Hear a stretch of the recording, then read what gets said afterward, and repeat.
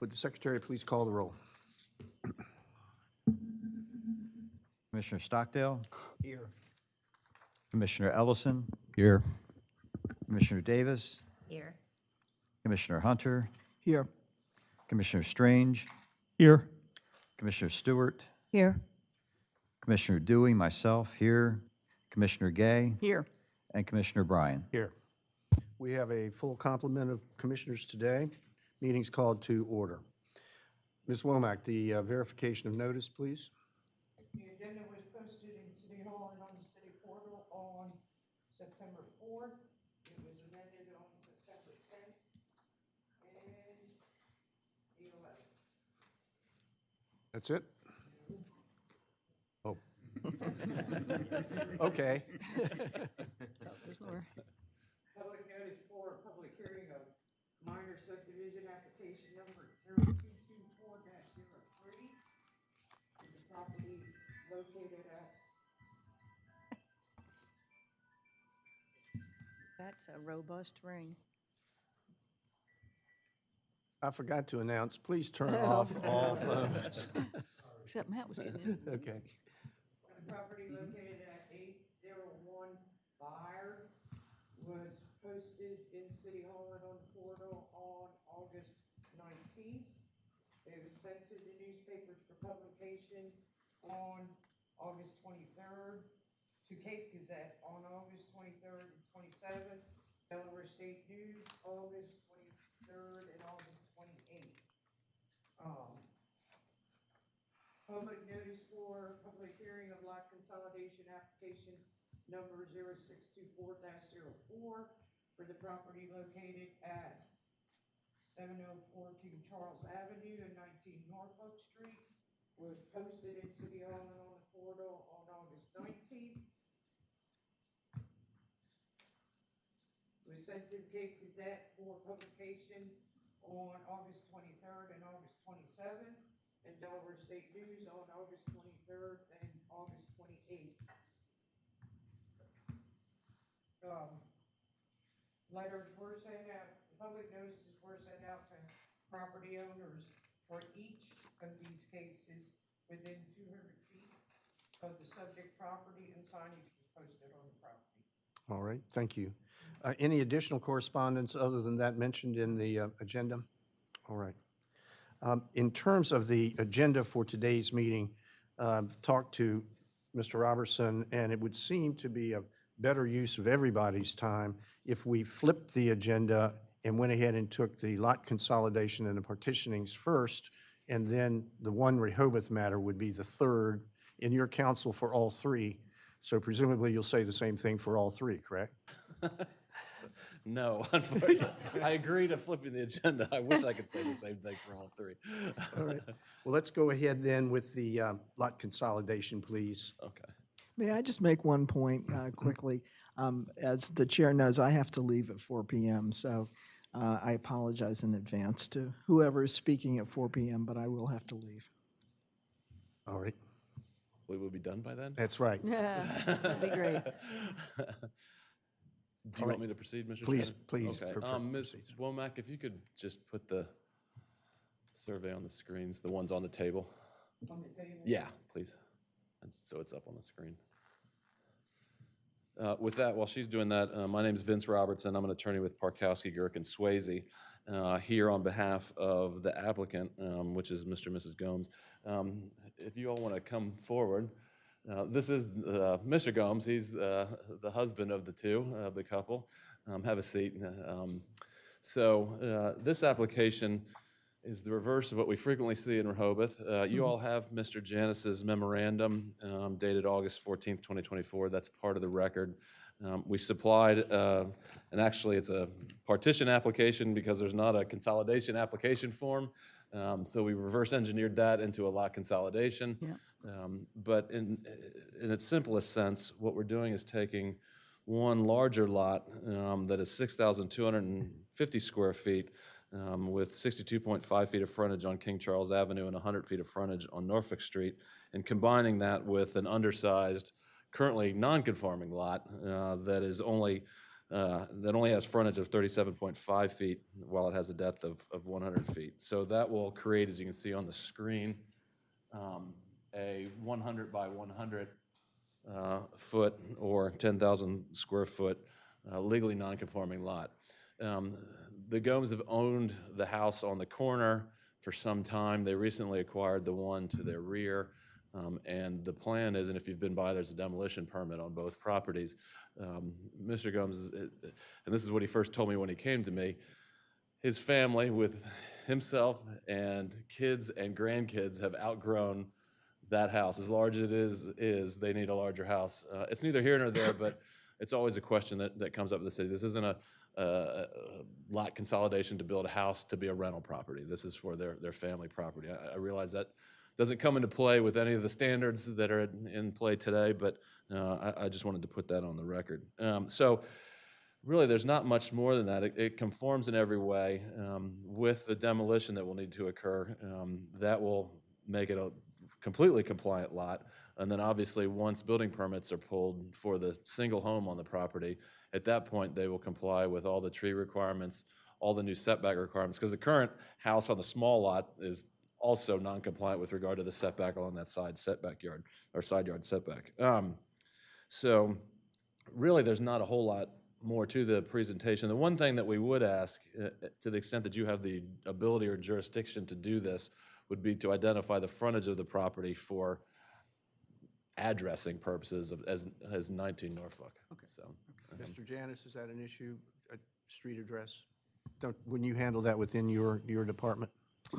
Yeah, we would handle that, and there's no problem with that from our view. What's your preference for the street address? Which one do you wish? 19 Norfolk. Yeah. Yeah. That's the one it's always been, so it'd be the same property with the new address. It would just create unnecessary confusion to switch it to King Charles.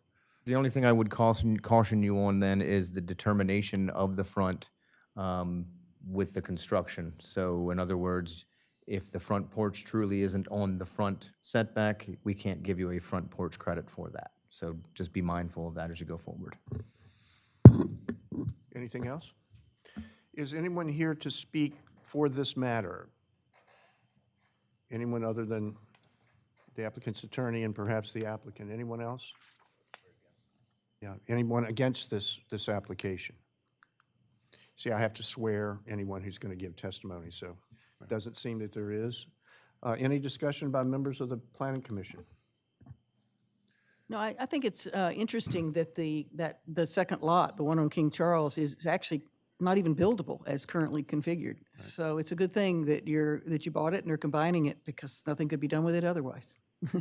That's exactly right, because it would either have to stay the way it is, or you could build a really narrow house on it, maybe, but it would require No, it doesn't. variance. No, it doesn't mean it wouldn't fit a $4,000 record. You couldn't. It's Yeah, not that's buildable. true, 'cause It's small. It's not 5,000 square Right, feet. It's right. not buildable. Yeah. So So you it's, need the this is a variances good for- solution. I totally agree. For purposes of full disclosure, my family, we rented and then bought 9 Norfolk Street, which we owned for over 30 years. And I think it's a wonderful thing that you're doing. Although I have to say, Mr. Gamicello, we owned 7 Norfolk when he built the house that you're about to tear down, that pretty yellow house. But I'm sure you will put something up that is just as nice and even better. Okay, Mr. Robertson, if you would, then let's have a series of questions answered here. We have to establish a record for exactly what we're doing and why. And so, Mr. Mehta. All right, so I'll just do this like I've done before, just to make sure there's a clear factual record. So, Matt, some of these questions may be directed to you. Do you swear to tell the truth, the whole truth, and nothing but the truth? Absolutely. Okay.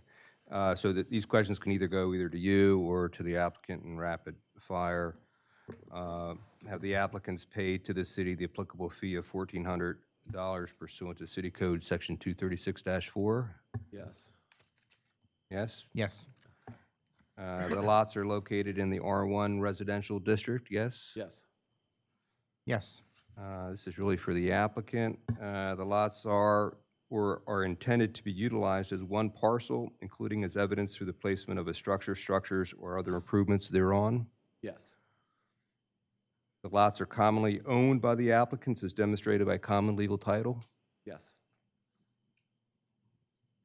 Matt? I would add on that one, just for the record, they are owned, it's two separate deeds now, but it will be consolidated by recording the site plan if approved, and one single deed for the whole thing at the same time. But the answer's still yes. Right, but the current deeds Yes. demonstrate that Yes. the existing lots are commonly owned. That's correct.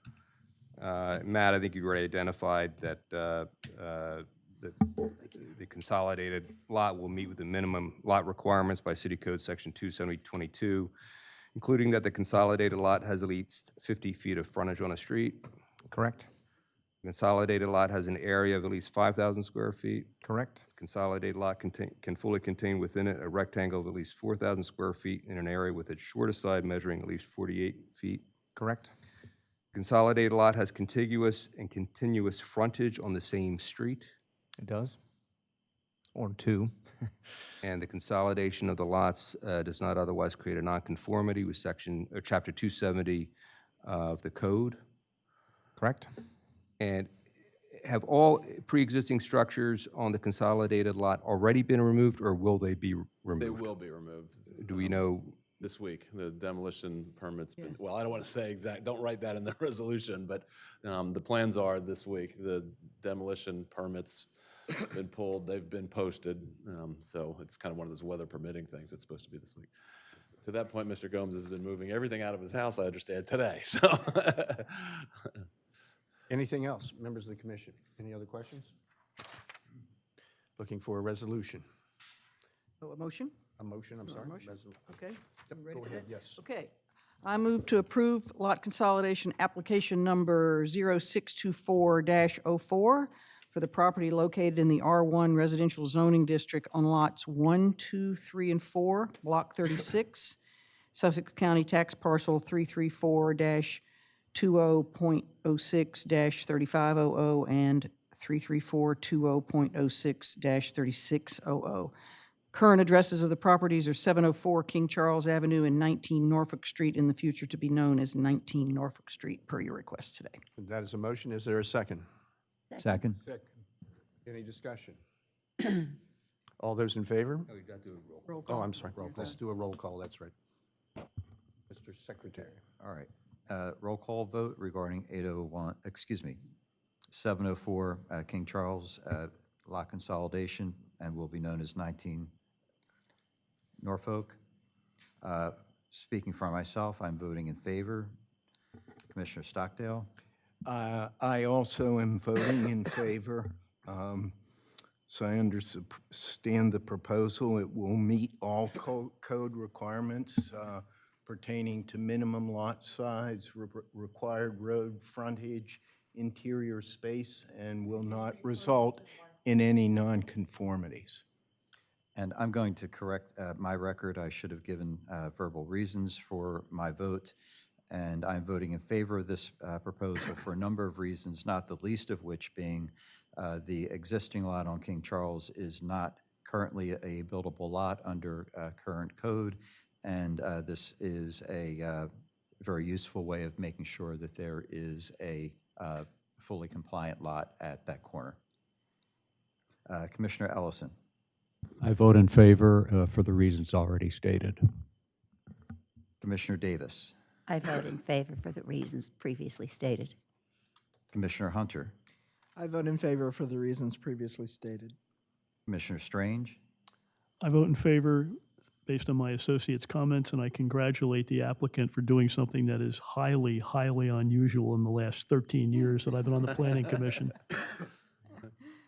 Commissioner Stewart? I vote in favor for all the reasons stated. Commissioner Gay? Yeah, I vote in favor for all the reasons previously stated, especially the a good use of that small lot. And Commissioner Bryan? Yes, I vote aye. I, on August 15th, signed a waiver of the preliminary of the hearing because I felt that this application was consistent with the code, and I affirmed that by voting in the positive. Thank you. Resolution passes. Thank you, sir. Favor.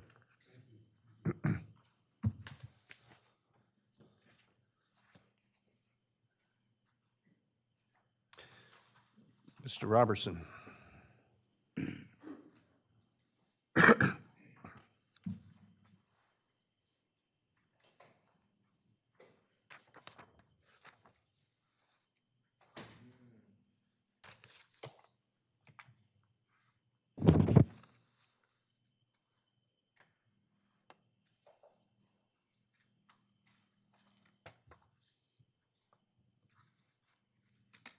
Ms. Womack, on this one, if you can share this screen, because I do have this one. There we go. Thank you.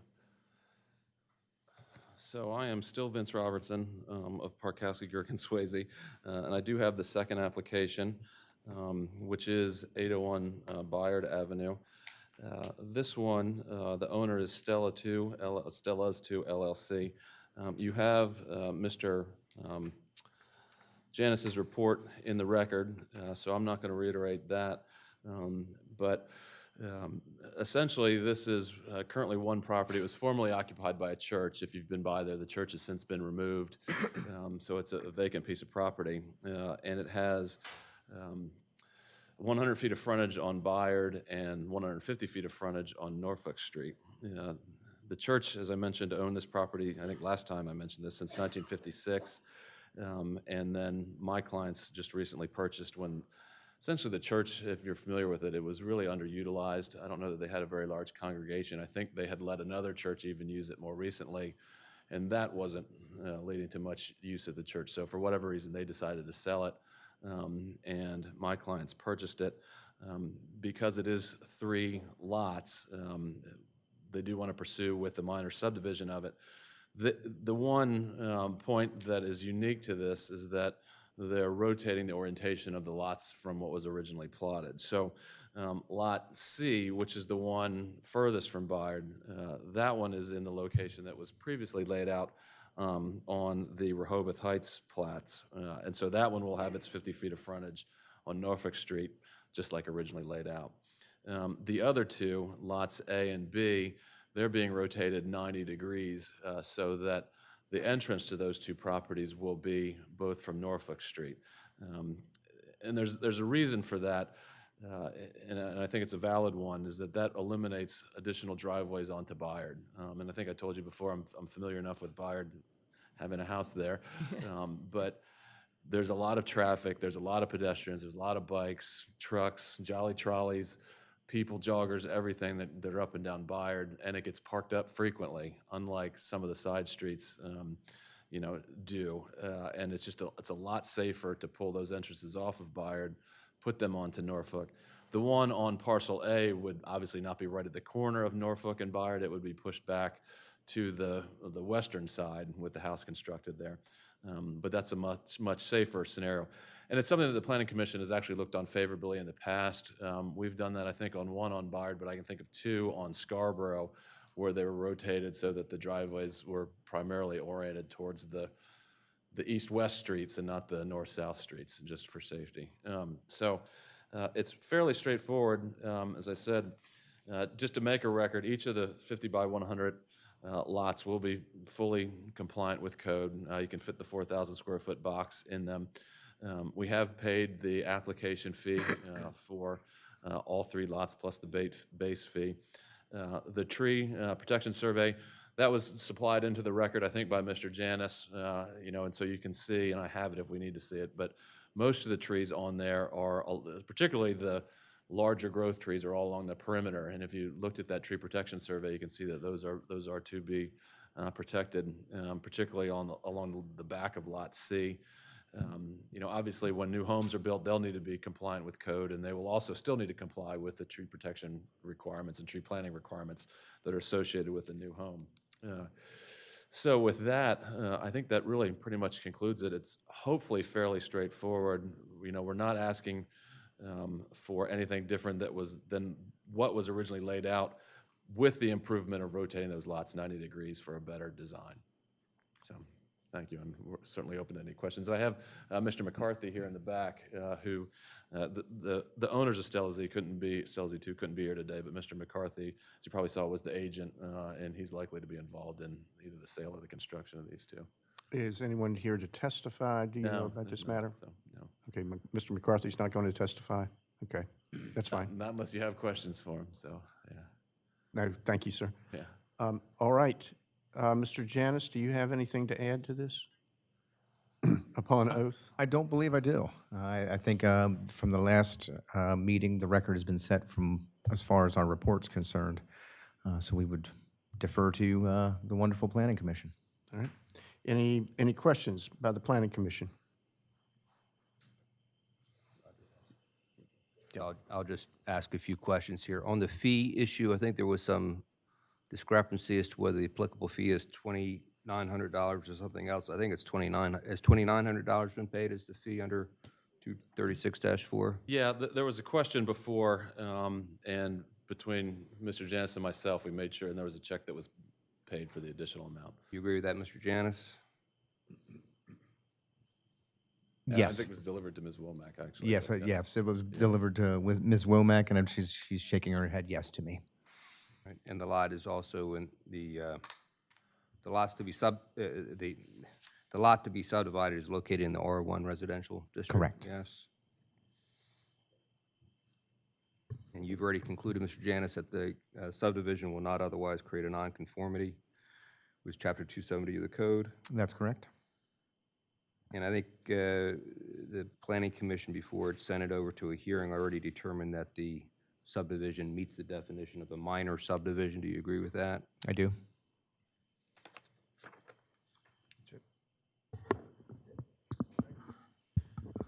Is there a motion? Okay, ready?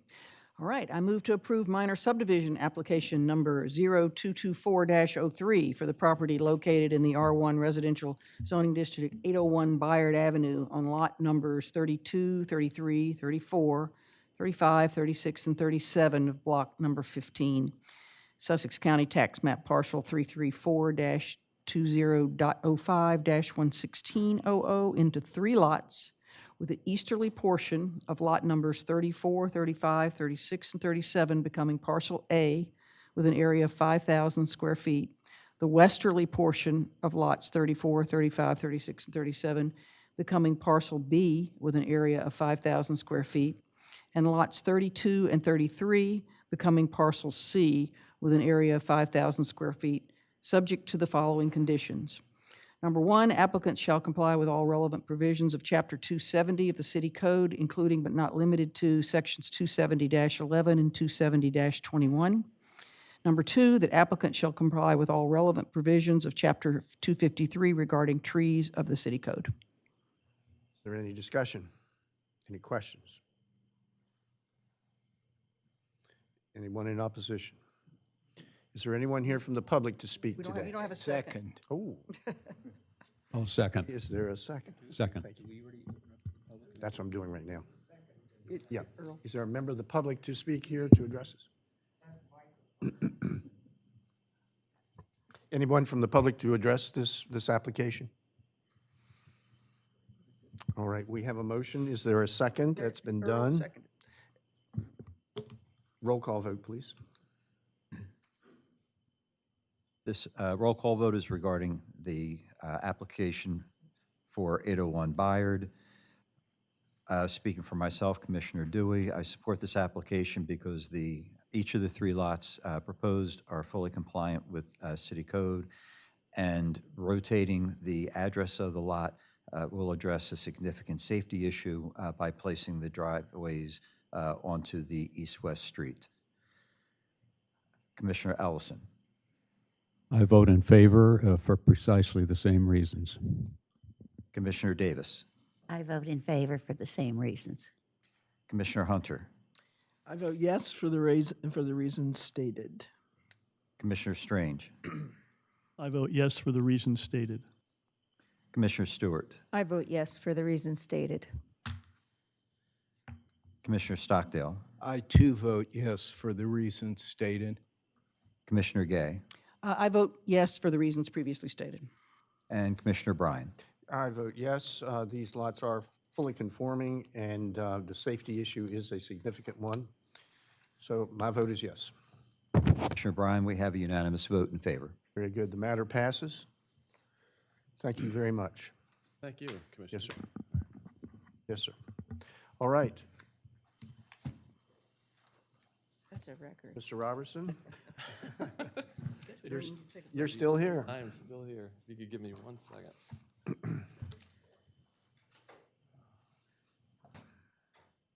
We had talked about, Yes. Now, who would like to sit So, in the hot seats. who do we got to draw straws? Mr. Funk's going to be with me, so how about if we could get 2 seats next to Mr. Burns and Ms. McDonough and Mr. Rochelle up there. Yeah. Yeah. Nick, do you Thanks, and Matt everybody, want for to slide accommodating us as down? well. No, And no, it's Alex, good. you okay? All right, good. If you could give me 1 second. All right, this is the continuation of the preliminary review of site plan review application number 0523-041 Rehoboth Avenue Hotel property. Just bear with me 1 second, Commissioner.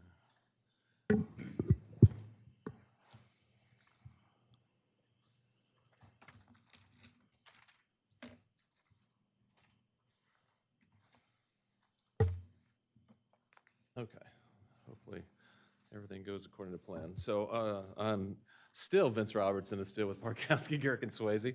I am here on behalf of 1 Rehoboth Avenue LLC for the continuation of this preliminary review. What we'd like to do this afternoon, with your permission and indulgence, is if we could ask that we go through our presentation. We're going to follow the outline in Mr. Mehta's letter, which we greatly appreciated. Do we have this document?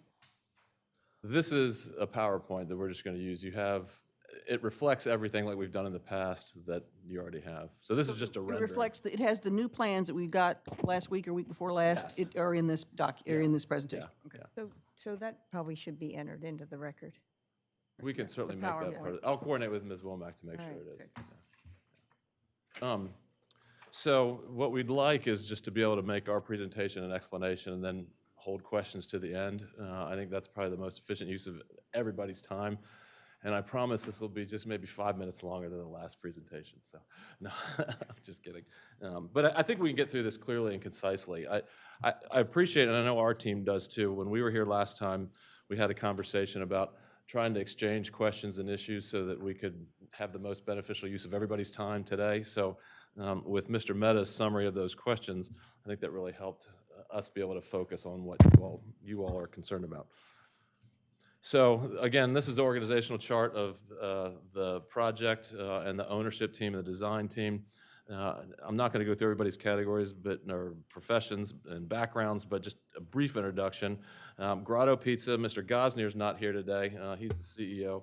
He had a prior planned trip. But we do have Adam Webster, who's the Vice President of Operations for Grotto's.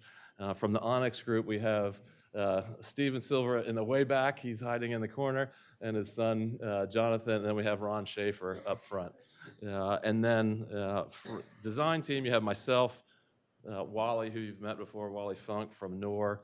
Pilot Town Engineering, we have Jim Baker. He's been the structural engineer of record on this project from day one. I don't think you've met him until, oh, sorry, back there. Yeah, I keep getting you two mixed up. Jim's back here. He's been involved in the project since day one, but again, I don't think you've met him at any of the meetings. Greg Rochelle, who's at the front table with Pannoni.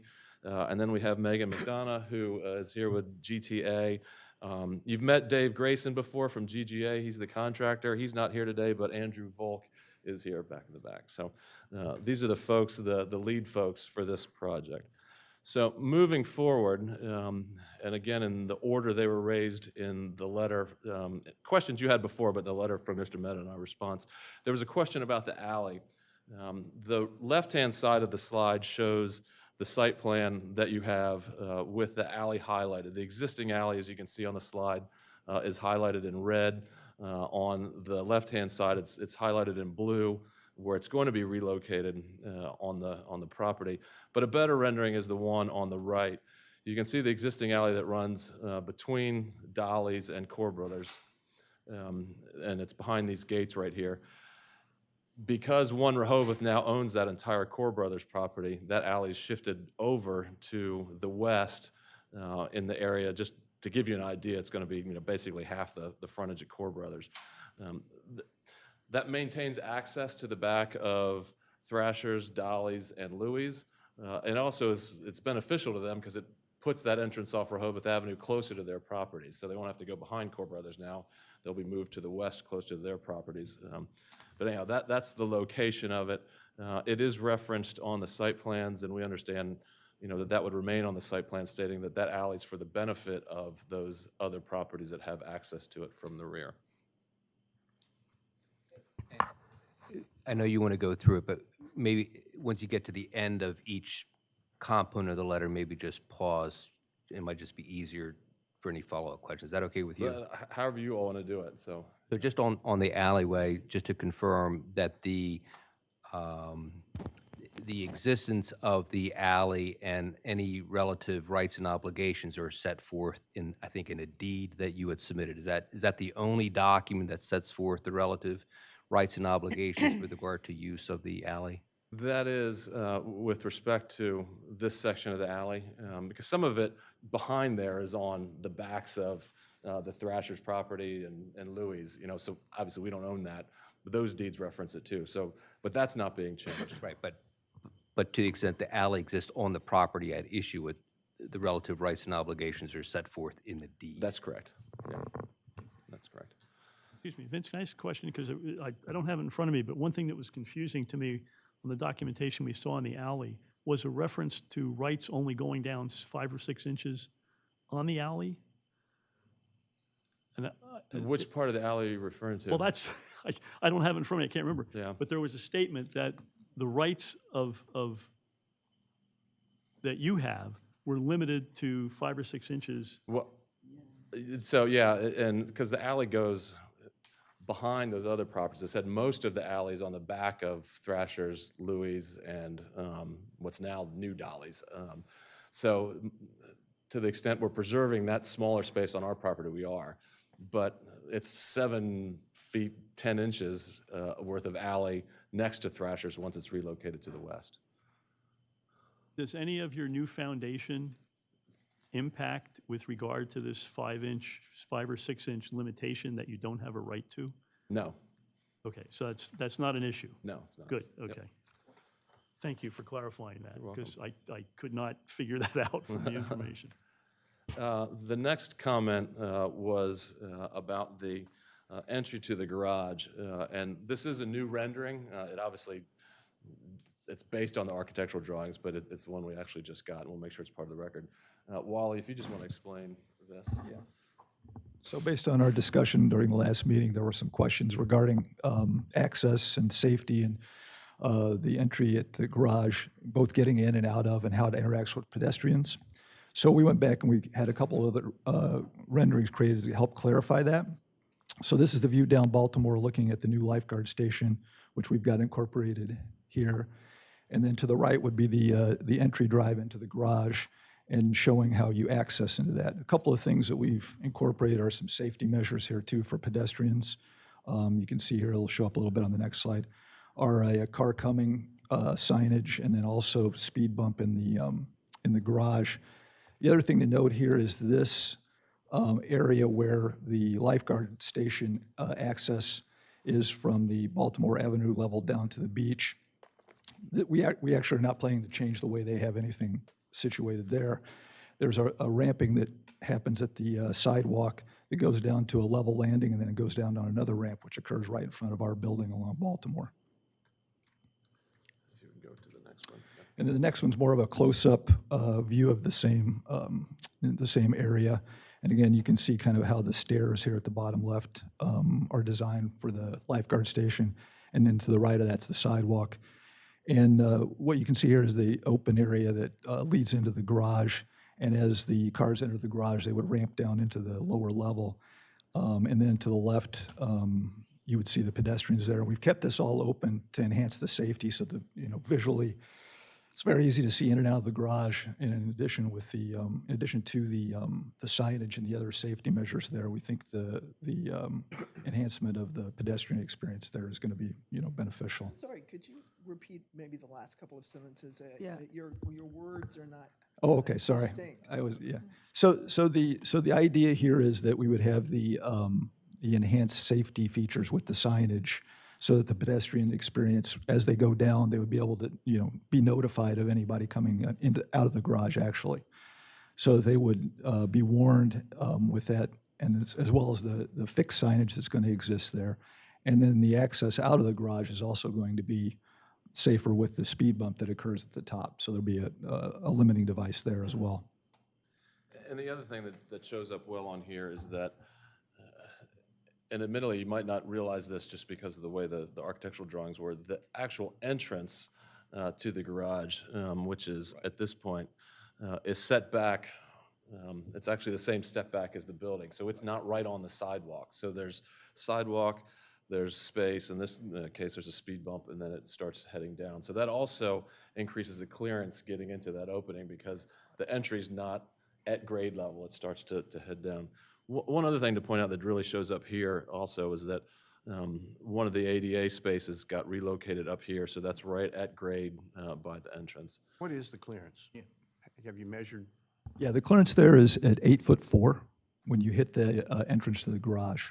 As Vince said, when you start down the ramp right there, that setback is 20-some feet back to the face of the building under that, so. Can you clarify, and I apologize for the confusion, perhaps on my part, the ADA car appears to be behind a wall. Correct. That's So just, how does the ADA person get into that space? Do they turn into your, correct, that's, the yeah, and we, then go that way? right. The plan, Okay. exactly. The plan shows it a little bit more clearly, but, Okay. but the only access we have is that 24-foot, I think, and some inches there from Baltimore, and that's where the cars have to come in. So the 24 feet is from, you know, your wall here on the western, Oh, sorry. your wall here on the western perimeter to the front of the car? Correct. Is that your, and it, does your, is that step down that's for the station, is that right outside? Like, can I leave your garage, would I hit it? No, there's a sidewalk area, here, actually, maybe we'll just go there. I think the Looks like it looks like it kind of encroaches into your 24 feet. I understand it's not right at the mouth, but it's. Correct, it actually doesn't. It doesn't, No, okay. correct. So what happens is there's, on the plan, there's actually a level area here where our main entrance would occur. Okay, And that's as it's planned for the lifeguard station. So there's a slight slope, then a level area. We would put our entry there, okay, and logically. then where are I know trash and loading zone are part of that 24 feet? So, That got moved, did it not? correct, yes. Okay, So that's the next, sorry about that. coincidentally, on the next slide. So essentially, there was a discussion about the loading space and the 12 by 48 area required. So we modified this area to make the access much more simply done. And one thing we did is we've been able to locate the 12 by 48 loading right in this area, and also provide area for 2-yard rollout dumpsters along that too. And the access would be able to come straight out into Baltimore from all of that area. And on here, excuse me, and on here you can see the location of the accessible space a little more clearly. So it's inside the site and right off the drive area. And those pink bump outs that you can see, those are the balconies overhead, so Correct. that's not something that interferes. Right, and that relates to the FAR question. So they, but the trucks, I presume, can't turn around in that space? Correct, So they'll have to back out, correct. Okay. and they'll have to back straight out almost to the other curb, I think, because you can't really they can't really pull their tail toward the station because you're right at the edge of the street there, the new street. Yeah, so essentially, one of the things to note is that with hotels, generically, large trucks aren't really utilized. The deliveries are minimal, deliveries and loading. So one of the things here is we wouldn't be looking at any shape or form like a semi-truck or anything of that nature. No, I'm just saying, probably any vehicle that goes in there Right. has to back out and can't curl around because it's going to hit the curb and the steps so they have to completely back out, and then they're backing towards the city's ADA. They're parking. actually down further towards the wall. Yeah, they're actually down further towards the wall. The actual opening is beyond the wall and the steps and all of that. So there's actually a curb down at that point too.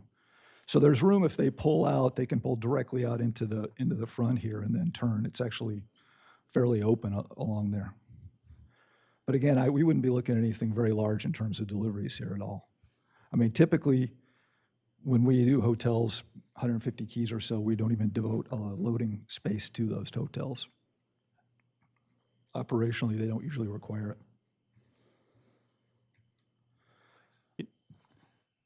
Okay.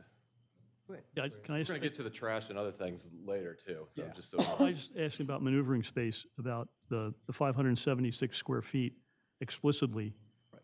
On that drawing that you just showed, how much of that is accessible exclusive of where you're showing storage for your, in other words, is there 576 square feet clear? So yes, so it's hard to see, but there's a faint dotted line right here, rectangle. Sorry, it's not showing up as well on the overhead as it is on the screen. You can see it here out in front. Right. So that's your 12 by 48. Can that be blown up on the screen so we can see that better? Yeah, there you go. Yeah, so that's representing the loading space. Okay, it's in front of and behind, okay, got it. And it Correct. doesn't And then interfere there's an with the aisleway access. along here as well. But to the earlier question, you have no maneuverability whatsoever, and you have to back out, which I mean, we can get into more detail later, but the code specifically says you need a berth and maneuvering on site, and you don't have maneuvering on site. It's problematic. Let's move on to the other things, but then we can come back to that. The other, since you mentioned it with regard to the ADA space that's in the right-hand side, and we'll get into this a little bit later. From that point, you have a shortest distance possible to an access way, which is either the elevators or where the registration is. However, if it in fact is a van that is parked there, even though the wall is now smaller, there's zero visibility coming out. And I know you're going to get into later where you're having some electronic signs and everything else. But the science says there's still a problem, and there is a problem with the grade on the sidewalk in the way it's been even reconfigured, and we can get into that later. I just wanted to apprise you of that there's still some issues in that area. Well, and I'm sure Mr. Strange you saw this, but there's actually an entry into the hotel lobby right here, so that the folks would not have to go all the way No, around. I know, that's what I'm saying, I agree with that. Yeah. The problem is much larger than that, and it relates to visibility for cars coming out if there's an ADA van that happens to be parked there.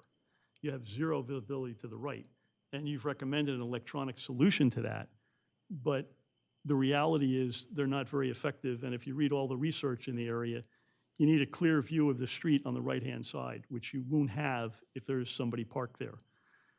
You got better, but it's still unsafe, for lack of a better term. I would submit there's no street to the right, there's the ocean, but I would actually go, how do I get it back? How do you shrink it down? Well, actually, that's a good point, Vince, because that's a further problem that's going to come up. You're right, there is no street there because it was vacated. But in vacating, you have a sidewalk. Technically, it's not a sidewalk anymore, it's a pathway on public property, which is fine. But based on the angle of that public property, and I hope you'll show it in your further drawings, based on the calculations on the original set that you gave me, and I evaluated it, the slopes are incorrect. And the slopes require railings on both sides of that pathway. If you install railings on both sides of the pathway, you have no access to your building. It's sort of complicating issues that the city never took into account. But you're stuck with that problem. And there are ways to get around it, but it gets to be difficult. Well, with regard to that, two things. One is the sidewalk situation, with all due respect, we have that everywhere in Rehoboth. I mean, we've got examples right here of the Atlantic Sands where they have to pull out. We've literally got the Admiral on Baltimore next door that has the exact same issue, and there's not been any safety concerns there. We've got the Avenue Inn, which pulls out and has the same circumstances. And, you know, well, those are in worst cases because they're mid-street, you know? I agree with two you. lanes. The other ones that really are telling, we have the beach view on Wilmington, which is right up near the boardwalk like the Admiral is. We didn't put a picture in, but we probably should have, just for the sake of arguments. The Atlantis Inn on Rehoboth Avenue, where you literally drive across the sidewalk, Right. you know, from the hotel into Rehoboth Avenue, and there's no visibility here. What we're proposing is actually safer based on the signage, which we'd be willing to have as a condition of approval. You folks have been very forthcoming, and I agree with you. The problem is, under ADA federal law, you're reconstructing the pathway, and anything constructed after 1992, which you're doing, But we're not, the city is.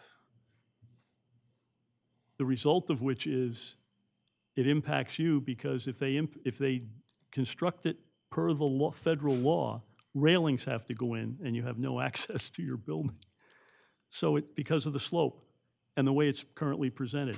Now, if they're doing something different than that, which is currently in your drawings, then it's okay. But as currently presented in your drawings, it isn't. And Well, that's, I would submit that it is, because we've gotten the city's structural drawings, and that's where our slopes came from, was the city's plans. We didn't make those up. Those are based on the I data. figured that. And that's, the building permit's issued and it's under construction now, so. And it turns, I don't know who read them, I don't know what they did, but it doesn't comply with the federal law in terms of the slope and the degree. And that's what drove me crazy, because you guys have gone out of your way to try to do it right, and it appears that the city is creating, by accident, they fouled up. Well, As near as I can determine. I'm not willing to concede that. I don't think any of us should. I mean, I know that that's, you know, your stated opinion with regard to the city's plans, but, you know, we've got a building that's literally been approved and under construction, probably with state and federal funding, for all I know, you know, that's underway. So at this point, and our plans are based off of what's been signed, sealed, and delivered by the city's own engineers. So, you know, there's not a railing there now, and based on everything that's approved and is going to be built by the city, there's not going to be one, so. Obviously, I have to consult with our attorney in the city, but it creates a conundrum when I'm supposed to evaluate it based on the law.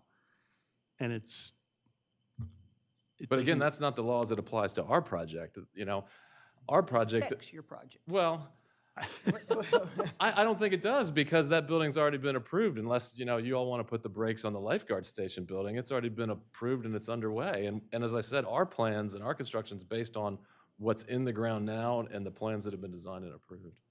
Can we put a placeholder on this issue and Yeah. try to that's see if fine. there's a reasonable solution, please? The next slide, we talked about this, and this was certainly in our letter, but these are examples of the parking signs inside the garage area, just so, you know, people don't think it's a public garage. The type of traffic calming devices like the speed bumps and the pedestrian crosswalk sign and the automatic car coming sign that you see in some more urban locations. This was a system that we looked at, and it seemed to be the safest that would notify people because of the lighting and the trigger by cars coming in and out of the garage. The other thing is, in our letter, Mr. Berg, who's here, who operates Onyx's Hotels and is familiar with hotels in Rehoboth, he also, in an attachment, explained how there would be communications on top of all that with guests during the registration process. So operationally, there would also be further instructions on what to do about pulling into the garage, then coming back out and checking in, et cetera. So comment number 3 was about the FAR discrepancy, so I'm going to turn that. Wait a minute, if you will. Oh. I'd like to go back briefly to the loading dock configuration. I happened to be out on Rehoboth Avenue this morning for reasons that we'll talk about later. But at the corner, and I was on at the corner of First and Rehoboth Avenue, and there was a very large Atlantic seafood truck that was delivering to the new restaurant at First Street Station. Came up around the bandstand, back down Rehoboth Avenue going west, and there were not one but 2 very large food trucks. One was a Cisco, the other was a U.S. Food, delivering food to the restaurants on that side of Rehoboth Avenue. And you have talked about the hotel. There would only be small trucks coming in and out of there for the hotel. But I assume that loading dock space is supposed to accommodate deliveries for the restaurants, and there's going to be at least 1 major restaurant, if not 2. And I'm wondering how you can square the size of those big Cisco and other food trucks making their deliveries into that loading dock space. So the first answer to that is that, and we're kind of jumping ahead because we have another slide that talks about this, but tenant-wise, the plans are to keep the current tenant. So it's Grotto's, and we know what their deliveries are. You heard from Mr. Gosnell last time. The deliveries come, I think, twice a week, and they come in the morning, so they don't cause the kind of traffic that we experienced today. The second thing is Core Brothers doesn't have very much deliveries, and Zelke's is an arcade. Unless they're getting a machine delivered, they don't have deliveries either. So there's not going to be an increase in How deliveries. about your signs for Whiskey Jacks? Well, that's part of the Grotto's. Oh, it is? Yeah, no, that's not a different restaurant. So that's all part of the Grotto's operation. So the point being, we know what we have now, and there's not been complaints about that. Operationally, it works. So actually, this is a better situation because there is a larger dedicated offloading space where you can, get your pallets or whatever into this spot. And there's a better dedicated spot for the dumpsters, which we also know what we need, which we'll get to down the line in this presentation. The next slide is the FAR discrepancy. This was item number 3, so this is also a Wally one. Yeah, last meeting, we had talked about the discrepancy in the FAR calculations. We had discussed in that meeting a couple of areas which were not to be included. So we clarified it. We went back to the calculations. The total FAR now is at 2.73, slightly under the 2.75.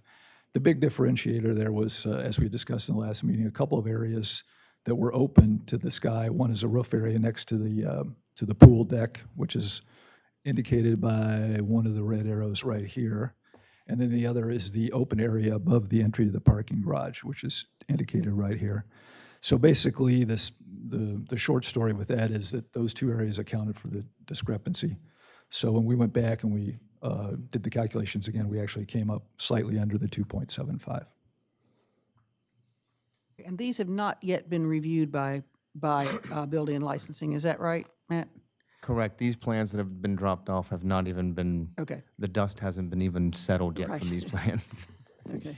So I'll say this, and I think we can really cut through this one because the plans haven't changed with regard to the FAR. It was just, we knew we were under, and I think there was a question about whether these areas counted or not. Bottom line is we know we have to be 2.73. I mean, we're willing, it's what we're approved for, we're willing for that to be a condition. So just would point that out. To me, it's an important issue, but it's a non-issue as far as going forward. So. The next one is the height. We had some questions on that, and this is also a Wally topic. Yeah, we had talked about the question of the architectural embellishment at the roof level. The design intent here was to provide, the architectural features at the roof, sort of a mansard look, more traditional look. What the intent there is, actually these purple areas, we went back, created this. The purple areas are the areas of those elements. So those elements aren't roof areas there. Below that will be the actual roof structure, the roofing, et cetera, waterproofing. These will be open on the back. They're just architectural parapet elements. Still with that, the entire area here in purple is less than 10% of the first floor area. For the architectural embellishments, that comes under that maximum square footage. So, so that's the intent with those, is that they would basically be just decorative embellishments and nothing more. And they would all occur less than 50-foot height. And we took the flagpoles off, just so that wasn't, yeah. The next item was. Can I just ask? I Sure. think you said this. Is the back open on those embellishments? Yeah, correct. The intent is that they would be open on the back. It's actually an easier waterproofing detail, to be honest. The next one.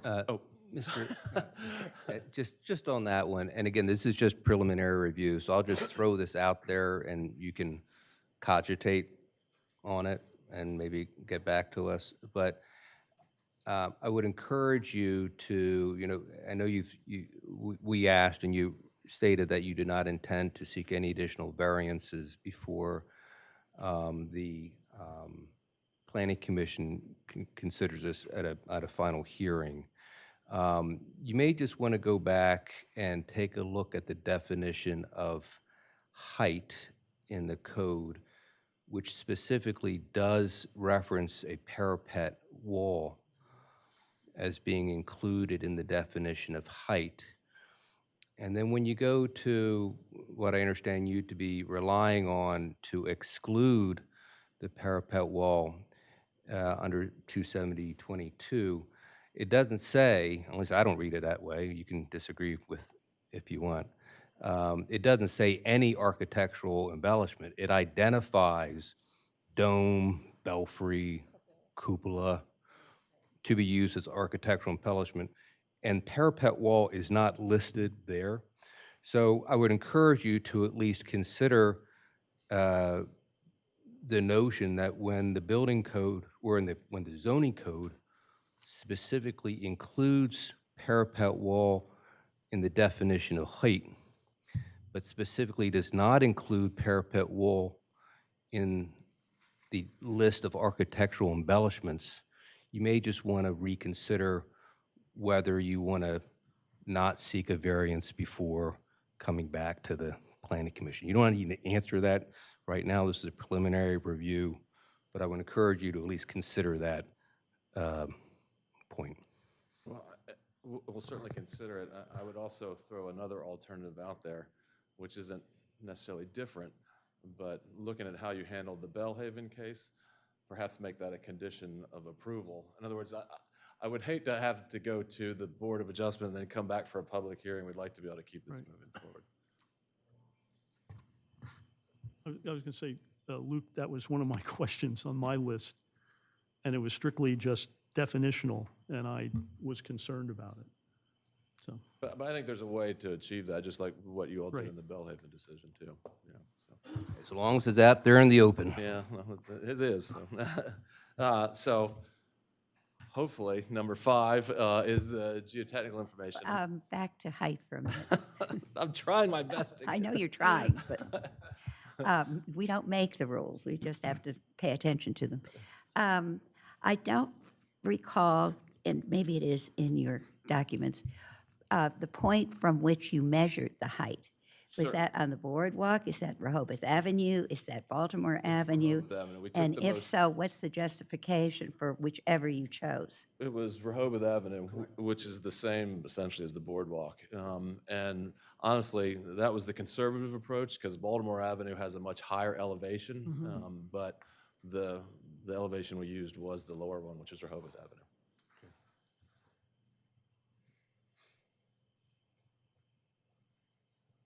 Number 5? Thank you. Well, this is the hydrologic information. Again, Megan McDonough's here from GTA. Megan, maybe if you could just briefly give your background and your professional experience for the commission, just to introduce yourself. And then if you could kind of give a summary. They have the report. I'm sure they've all read it, but if you could maybe summarize it.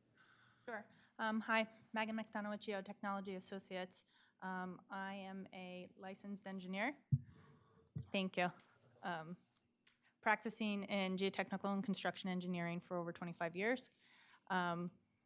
Our firm performed a preliminary subsurface exploration for the project. The purpose of the exploration was to provide a high-level overview of the subsurface conditions as our client moved forward into conceptual drawings.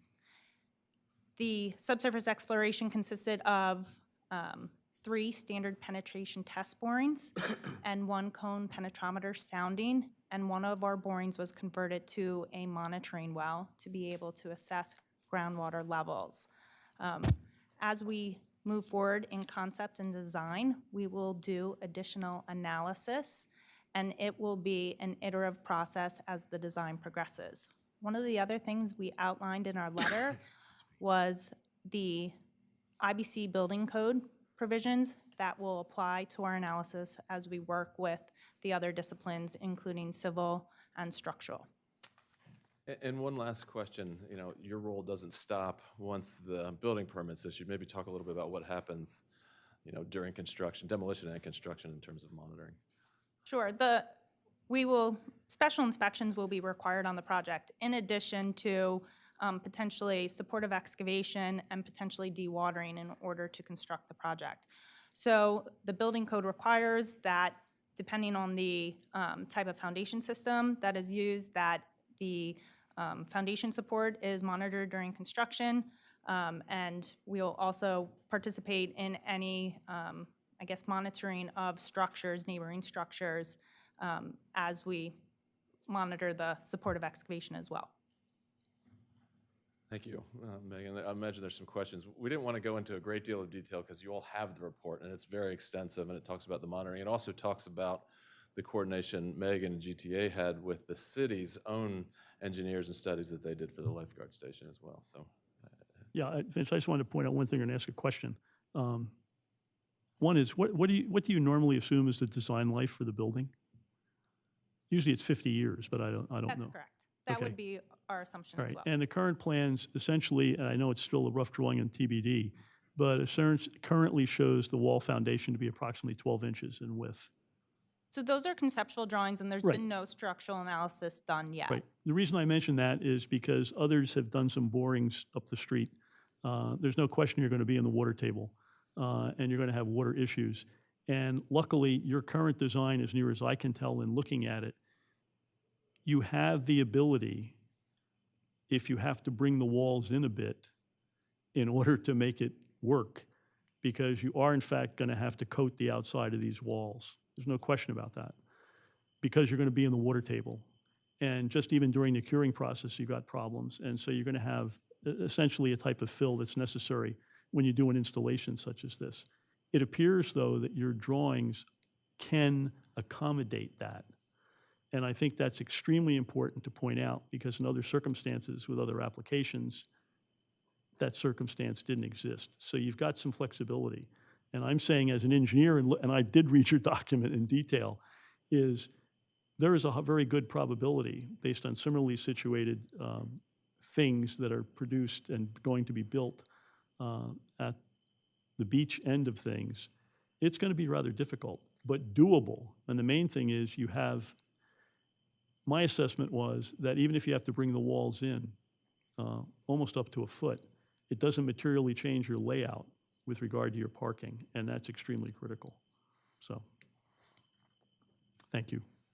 I guess I just have one question about the report's very complete, and I appreciate having that, and much of it is certainly not within my area of expertise. But in showing the boring locations, 1, 2, and 3, it seems like in the lowest part of the parking area is not one of those borings, in the part that's sort of L-shaped. And I just wondered why the lowest section wasn't done. So we had low headroom equipment, if you're familiar with the property right now, to be able to access into the condition, you have to have a certain piece of equipment. Okay.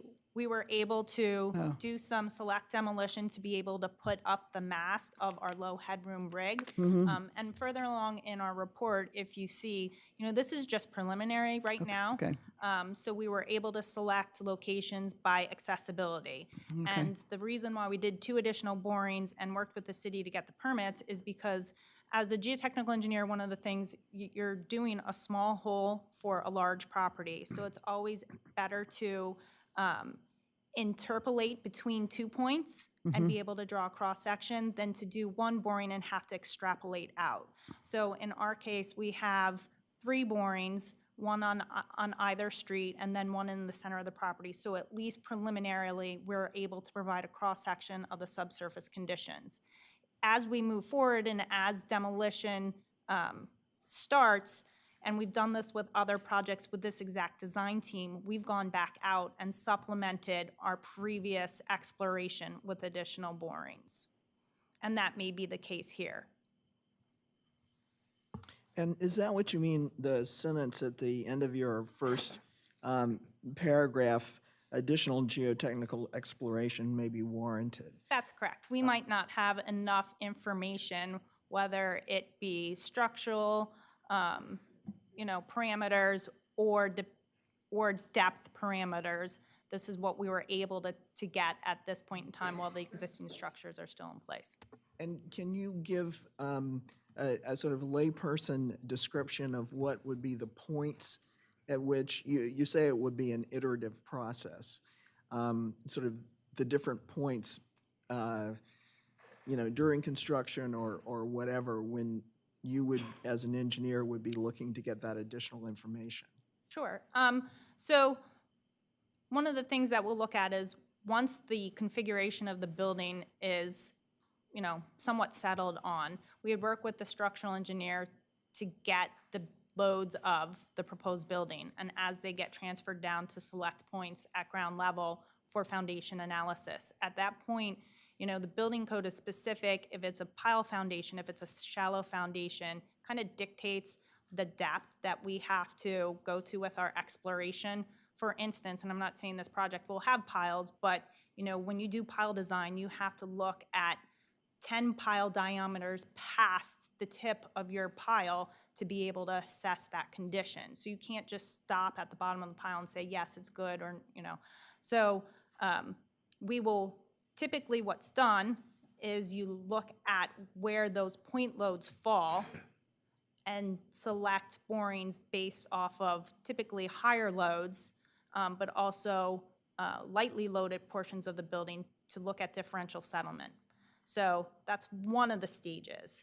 And then as you progress further, you know, we may have the data that we need to continue with additional analysis, but as you set the foundation, you know, you look at options based off availability of product, how much load they can support, is the settlement within tolerances.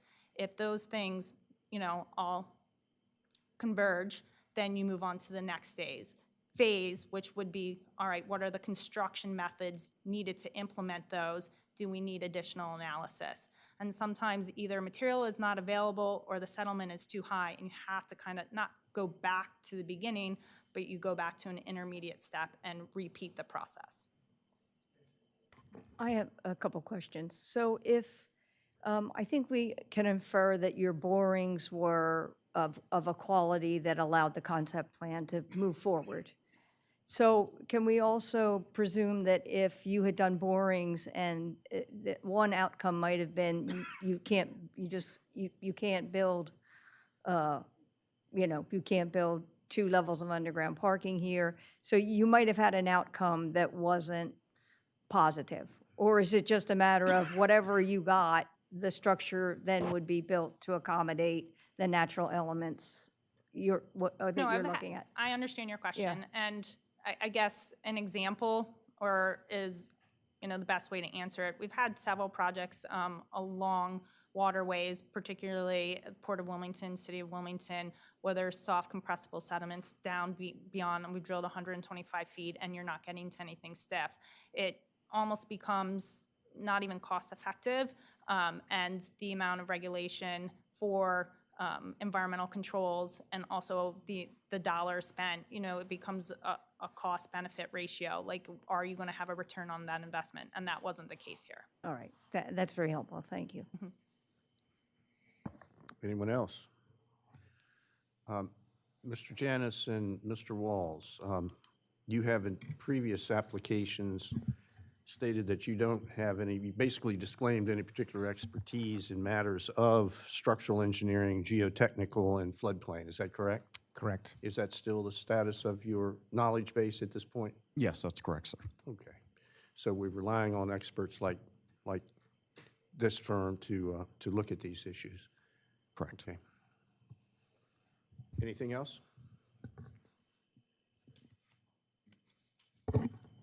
Moving forward, thanks, Ms. McDonough. The next, I skipped one on my, is this number 6? And I think this was just what the chairman was alluding to about independent technical reviews. Just want to first state that the design does comply with FEMA, NFIP, IBC, and ASCE requirements. The final plans will be signed and sealed by architectural firms licensed or authorized to practice in Delaware. You know, I understand the question. I think everybody's entitled to rely on those seals from the design professionals that will be working on this project. But certainly we'll cooperate with any reviews that occur during the construction process. I mean, I think that Mr. Janis and the city could bring in their own consultants on their own, regardless of what we say or you say. You know, if they don't have the expertise to look at geotechnical information, certainly that wouldn't be unreasonable. Great. I mean, and I appreciate your response in the letter. And so, you know, this is really for Wallace Montgomery and the building inspector. And again, there's a preliminary hearing, but I think by the time we get to a public hearing, you may want to consider the question that the applicant posed in their letter, which is if the city building official requires any of these independent reviews, that is structural engineering, geotechnical, and floodplain review and approval, as part of that department's review, the applicant will cooperate. So it's really, it seems to me, it's on you folks. They've been very forthcoming in making that proffer, and I think when we're at the hearing, you guys should tell us what your view is on that. It's kind of, as we heard, it's a little bit of a chicken and egg thing, you know, because we're not going to do a full civil, structural, and geotechnical analysis on a building that's not yet approved, you know, just as Ms. McDonough talked about. So it's more, that's more down the line.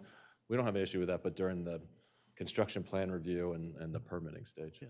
I think one of the things that's worth pointing out is, and you were just saying about having sealed engineers, professional engineers to do it.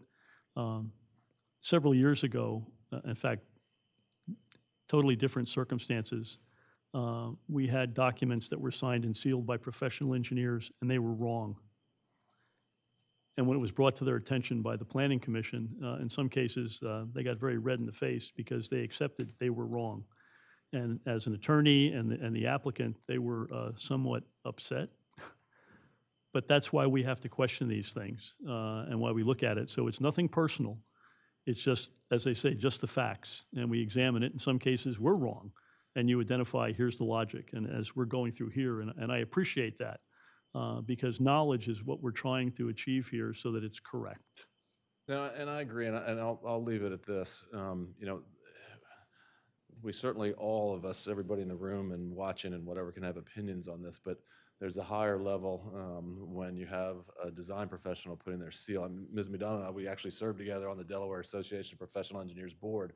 I'm not an engineer, but I was a public appointee, so we saw engineers that were incorrect, you know. I don't know, maybe that's not the right standard. There was some sloppy work, and, you know, there's consequences for that. Right. So that's the benefit of having a Delaware licensed or authorized engineer or architect on these plans, because they have to stand behind them for their profession. So, the next item was number 7 about the lot consolidation and also the 50 feet of frontage. This is actually, since the last time around, the county updated its tax mapping and they show it all as consolidated. It was, I don't think we had the deed at that time, but it's since been provided. It was attached as Exhibit C, deed book 5866, page 323, that consolidated that property. And we reference this in the letter. It does have 50 feet of frontage, you know, just on Rehoboth Avenue alone. So we think we meet that requirement. Mr. James, were you able to find the approved affidavit in the city that the lot consolidation was done as an administrative review? I have not located any paperwork to date. We are currently still searching for that information. Okay. It is unclear to me that, I mean, I see the deed. However, they are still separate parcels in the city, and there's still separate parcel IDs in the county. Last time I looked, which was a few days ago. Yeah, it's been changed since then. It's one now. That's what. So it was changed in the last 2-3 days? No, it was the last 2 weeks, I would think. So. I might have looked last week, but at any rate, I don't think it went through the approval process in the city because it has not changed in the city. So it's just a matter of the process. I know that you put in your letter that it would not be affected by the new ordinance, and I just want to correct that perception because the new ordinance does nothing except change the body that looks at the application. The requirements are identical between the administrative process and the planning commission process. It's just that it used to be internal with the city staff, and now it comes before us. It can be done at the same time as final site plan approval, I guess, but it needs to be, if we do not have the signed affidavit, it has not been approved by the city, then we have to do it. No, that's fine, and we can kind of, you know, just belt and suspenders, make sure that's done as part of the site plan approval process. I'm just not aware, and I will go back and look, that I know the lot separation had that affidavit process. I'm not aware that a lot combination had it, and maybe it did. It was the old 270-46.1, which was struck, but you can go into the ordinances that were passed, and it has that language in there. And it was passed, and the ordinance that created it was passed in 2015. And so on the original ordinance from 2015, it shows the language for converting it to an administrative process, and then that identical language, almost identical, moved over to our process now, so. But I agree. I There's a think paper that's trail. something we can just pull through with this. yeah. You know, it's And obviously the site plan would Right. requires it to be one I big. mean, I do project. see that the ownership is the same, that's Yeah, great. yeah, I'm yeah. glad that that's Yeah. been settled, but, okay. So, moving along, the next. No, we're not moving along. Alright. Sorry about that. Your response to Mr. Mehta's letter with listing a series of outstanding issues for which we asked for additional information on this particular issue states the consolidated lot, and this would be under item number 7. The consolidated lot is a conforming lot with at least 50 feet of frontage on the Rehoboth Avenue right-of-way. This is confirmed in the city's zoning map, which is the top image below on page 5 of your submission. And the city's future land use map is contained in its current comprehensive development plan, the lower image below.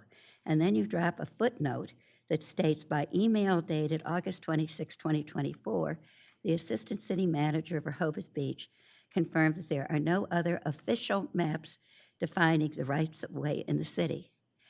Now, I think it's worth pointing out, and I think this is something that I would hope you would address when we get to the public hearing, that the city does not have an official zoning map.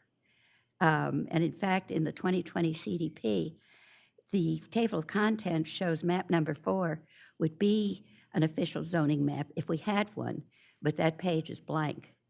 And the first action item in the CDP in Chapter 4 is a directive that the city review and adopt an updated official zoning map.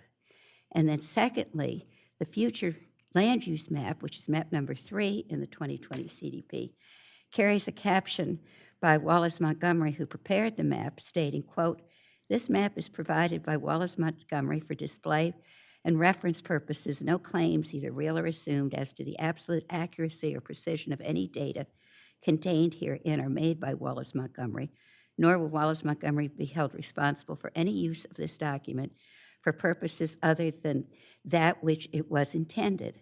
So my first question is, what was the purpose for which these maps were intended? And I was going to ask Mr. Walls if he would speak to that. Certainly. The intent of those maps, the future land use map in particular, was to show the proposed future land use of those areas within the city limits. So neither of these maps were prepared or are intended to confirm that the east end of Rehoboth Avenue is a public right-of-way. Correct. Whether it is or it isn't, that's not the purpose of these maps. Correct, yes. And as to that point, I'm sure you're aware, Mr. Robertson, that approximately 44 of the 66 feet of that Rehoboth Avenue alleged frontage has been converted by the city to a pedestrian-only open space and is no longer accessible by vehicles for public access, particularly public safety vehicles such as ambulances, fire, and so forth. Let me just finish because there are a couple of document issues. So that's the first one. Your August 29th letter doesn't mention this conversion of the eastern end of Rehoboth Avenue to a pedestrian plaza. The table in the zoning information portion of the site plan contains data regarding the height, FAR, lot coverage, parking, loading berth, and other features of the project, but has no information, or at least I couldn't find any, regarding the 50-foot street frontage requirement in Section 270-22A1. And the last page, and this is a question, the last page of the architectural drawings show a rendering that is, and you could probably pull it up on the screen, that shows cars parked practically up to the boardwalk in front of, I believe it's the hotel, but you can't tell from this rendering where your client's property ends and where, well, Core Brothers begins. So I'll start with that one first. I'm not. That's just a rendering to show the back of the hotel. That doesn't show property lines. No, I'm not saying it does. I'm just saying it shows cars parked in what appears to be the pedestrian right-of-way. That's just for information Okay, purposes. yeah, thank you. So that's something, as I say, for purposes of the public hearing, you might want to look at that. So I don't want to leave that hanging to the public hearing. So we reached out to the city manager. I think Mr. Burns, I'm not sure about that, and Mr. Janis, and I think it was, I can't remember if we also asked Mr. Miller. He ultimately responded because we wanted to see if there was a map, that we could go to. And we talked about, the future land use map, the zoning map. I'm fully familiar with the purpose of a future land use map in a comprehensive plan. And the zoning map we use is the one that's listed as the zoning map when you go to the website in the document center under the portal. So I know one's not been adopted, but that's also what the city's holding out as a map. So we also have the city tax maps we have that show it's 58.6 feet. We have the site plan that it may not have been in the data column, but it shows the dimensions on the site plan. With regard to the pedestrian access, with all due respect, I think that's a non-issue because that doesn't have anything to do with right-of-way. Because you have to have access on a street or right-of-way. And under that analysis, none of us who are property owners of the city would have access to a right-of-way because we all have sidewalks in front of our property. I mean, it's as simple as that. Nobody actually touches a right-of-way. You have your property line, a sidewalk, and then a right-of-way. So I understand visually it may look like that, but legally in terms of a right-of-way, we still have the 50 feet of frontage on Rehoboth Avenue because that right-of-way under every representation that the city has runs right up to the edge of the boardwalk. Well, I assume that you are familiar that, well, Section 20-4 is the definition in the zoning code of the street, which simply says it is a public right-of-way that provides a means of public access to abutting property. However, that leaves open the question of whether this portion of Rehoboth Avenue is still a right-of-way. But perhaps more importantly or more relevant is that Section 236-3 of the Site Plan Review Code defines a street a number of subsections, which I won't get into right now, but makes it very clear that a street the purpose of a street is to provide access by automobiles, vehicles, and traffic. And similarly, Section 92.3 of the Automobiles, Vehicle, and Traffic Code provide that the purpose of a street is to provide a public right-of-way for vehicular traffic. And there is no access for vehicular traffic on any part of that pedestrian plaza. And finally, and I'll be done in just a minute, but I want to get all this out on the table because in fairness, you have the public hearing coming up. And I think these issues should be on your list of matters to at least consider, if not address, that in October of 2006, the Planning Commission, the then Planning Commission, denied a petition request for a 100-foot by 100-foot property that was on Prospect Street at the boardwalk on the north side of Prospect Street because one of the two resulting lots would be an interior lot that did not have the requisite 50-foot street frontage. However, the property owner had argued that the property had the street frontage because it fronted on a right-of-way designated as Surf Avenue that had never been abandoned by the city or the state, and which still appeared on county and city maps, the subdivision map, and the plat for the property itself. But the Planning Commission denied the petition in large part because Surf Avenue was not an existing street that could accommodate public safety vehicles such as police, fire, and emergency vehicles. So in that particular case, you had a right-of-way that was shown on all the relevant documents, or what the property owner said were the relevant documents, but it was not an existing street accessible by vehicles, and particularly public safety vehicles, which according to the minutes of that meeting was the rationale for this particular code provision requiring the 50-foot street frontage. Well, and I hear what you're saying, but I think that's a totally distinguishable situation. Here, when you just look at the tax map, we actually do have vehicular access to the property. We're not landlocked like the property on Prospect Street, those interior lots on all the properties that front on the boardwalk. They actually changed the code so that you could subdivide those with an Yes, easement. and that was the reason for that Yeah. change. But we don't fit into that because, I mean, you can see there's cars parked out in front Where of. is your 50-foot frontage? right here, and we've got cars right here. I mean, there's Yeah, well, streets. that's what my question is. But that's, like I said, that's all sidewalk. It may be pedestrian, but so's this, up here, this. Everything in the whole city then would become non-conforming if the fact that it fronts on a pedestrian walkway somehow makes it not a legal lot. So, and the other thing I would point out, I'm very familiar with the code sections, 236, 3, the definition of streets, talks about a street or way shown upon a plat. And every plat we've seen, and conversely, we haven't seen any plats that show otherwise, show that the right-of-way ends at the edge of the boardwalk, just like you talked about, that the boardwalk's not a right-of-way. I guess if we want to say that. The edge of boardwalk is actually defined as a pedestrian right-of-way, It may be, but, as are sidewalks. well, then if a sidewalk's a pedestrian right-of-way, then nobody in Rehoboth has frontage on the street. No, but I think the point is there's no street on the other side of that sidewalk. Well, there certainly is. Right here there is. I mean, it doesn't go all the way up, but that's not what the code says.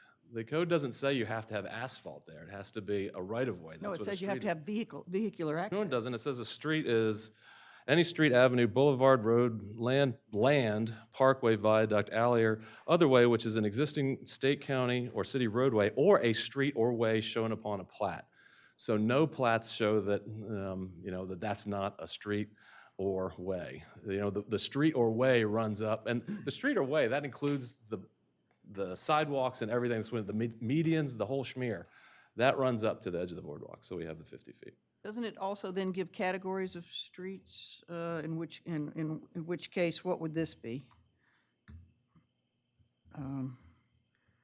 It gives, And I don't know with Rehoboth Avenue if it's a major, minor, arterial, because you get into all sorts of DELDOT classifications based on traffic, that sort All of of thing. which are streets. Exactly, all the way up to the boardwalk. Under that scenario, the scenario that's described, if the sidewalk went up the north side of Rehoboth Avenue and then was just a little thinner along the boardwalk and back down the south side of Rehoboth Avenue, that's all it is. It's a sidewalk. It's still part of the right-of-way. Are you saying that because there is a sidewalk out in front of virtually all the residential and commercial properties in Rehoboth, in between the property and the street, that means that those Rehoboth Avenue, Bayard Avenue, Norfolk Street, none of those are streets? That's what you're saying. No, I'm not saying that. I'm not saying that. You're saying it. No. You're saying that because there's a sidewalk out there, what's on the other side of the sidewalk isn't a street. I'm saying that the right-of-way includes, in Rehoboth Avenue and all the business districts particularly, the right-of-way includes the sidewalk and everything else on all the plats. Because it goes up to the edge of the property line. Well, I would suggest or ask you, since this is the time to get issues out on the table, that you come back to this, because this is another case picking up on what our chair said and what Mr. Mehta said. I don't know what your plans are in terms of asking for variances. This ought, well, I won't editorialize, but this could be on your list of variances, given the fact that it was the city who created the pedestrian plaza that took somewhere in the neighborhood of 45 feet of that frontage and turned it into a pedestrian way exclusively. And it was the city who abandoned the Rehoboth Avenue side for the lifeguard station, leaving you Baltimore with Avenue not side. 50 feet on any street. So that could be the subject of a variance. If the commission as a body decides that's necessary to do, I think that also could require a legal opinion from Mr. Mehta or Mr. Burns as well. So that's another placeholder, if Right. that's okay. Yeah. All right, sir. Is there a number 8? Number 8 and 9 and 10. We're going to Okay. knock 3 of them out here with one slide. How about that? With that, I'll turn it over to Wally again. Yeah, after the discussion at the last meeting about parking spaces being required, 1 per each guest room plus 2, we went back and laid out the parking lot again in the garage, and we're able to achieve 63 spaces in the parking garage with 3 ADA spaces. One of the areas that we shifted around were the ADA space orientation, and we moved that one to the first floor, and we were able to get actually 62 plus 1, so we're now at 63. And then again, all the spaces are a minimum of 9 foot by 18 foot, meeting the ordinance. Excuse me. Vince, can I ask a question? Two things. One is, I want to congratulate you for actually having clear spaces in your parking lots. And I wanted to say, too, that I appreciate you noticing the fact that we had the extra foot.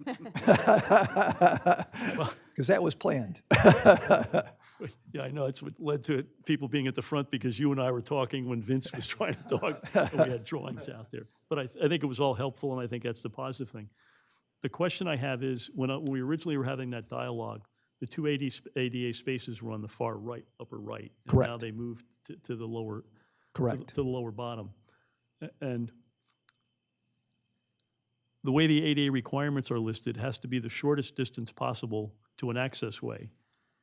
And unfortunately, they're not at the shortest distance possible to the access way. The stairs and the elevators, they really need to be where the left of the stairs and the elevators, they either have to be to the right or the left of that, and not in the far right. Because that's the federal requirement, which is reflected in the city requirement, shortest distance possible. Right. I mean, it's doable. It's doable, yeah. I would say that where we had them over to the right there is arguably about equidistant to where we have them now, but we don't have an issue. I don't think relocating them shouldn't be a problem. It can be achieved, and I think this diagram is very illustrative of what I talked about earlier. You have sufficient space within your design. Right. If in fact the foundation has to be different than what's currently proposed. Right. And it has to come in a bit. Correct. Which, based on experience with regard to the area where you're installing this, there's a very high probability that's going to happen. Right. Or have to happen.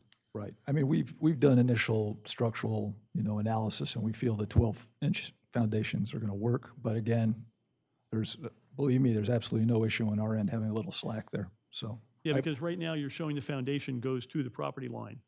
And that's what I'm raising as an issue as a practical matter when you execute this. Right. In terms of the parapets or whatever that you're going to be doing. Correct. It's going to be problematic because you are going to be in the water table.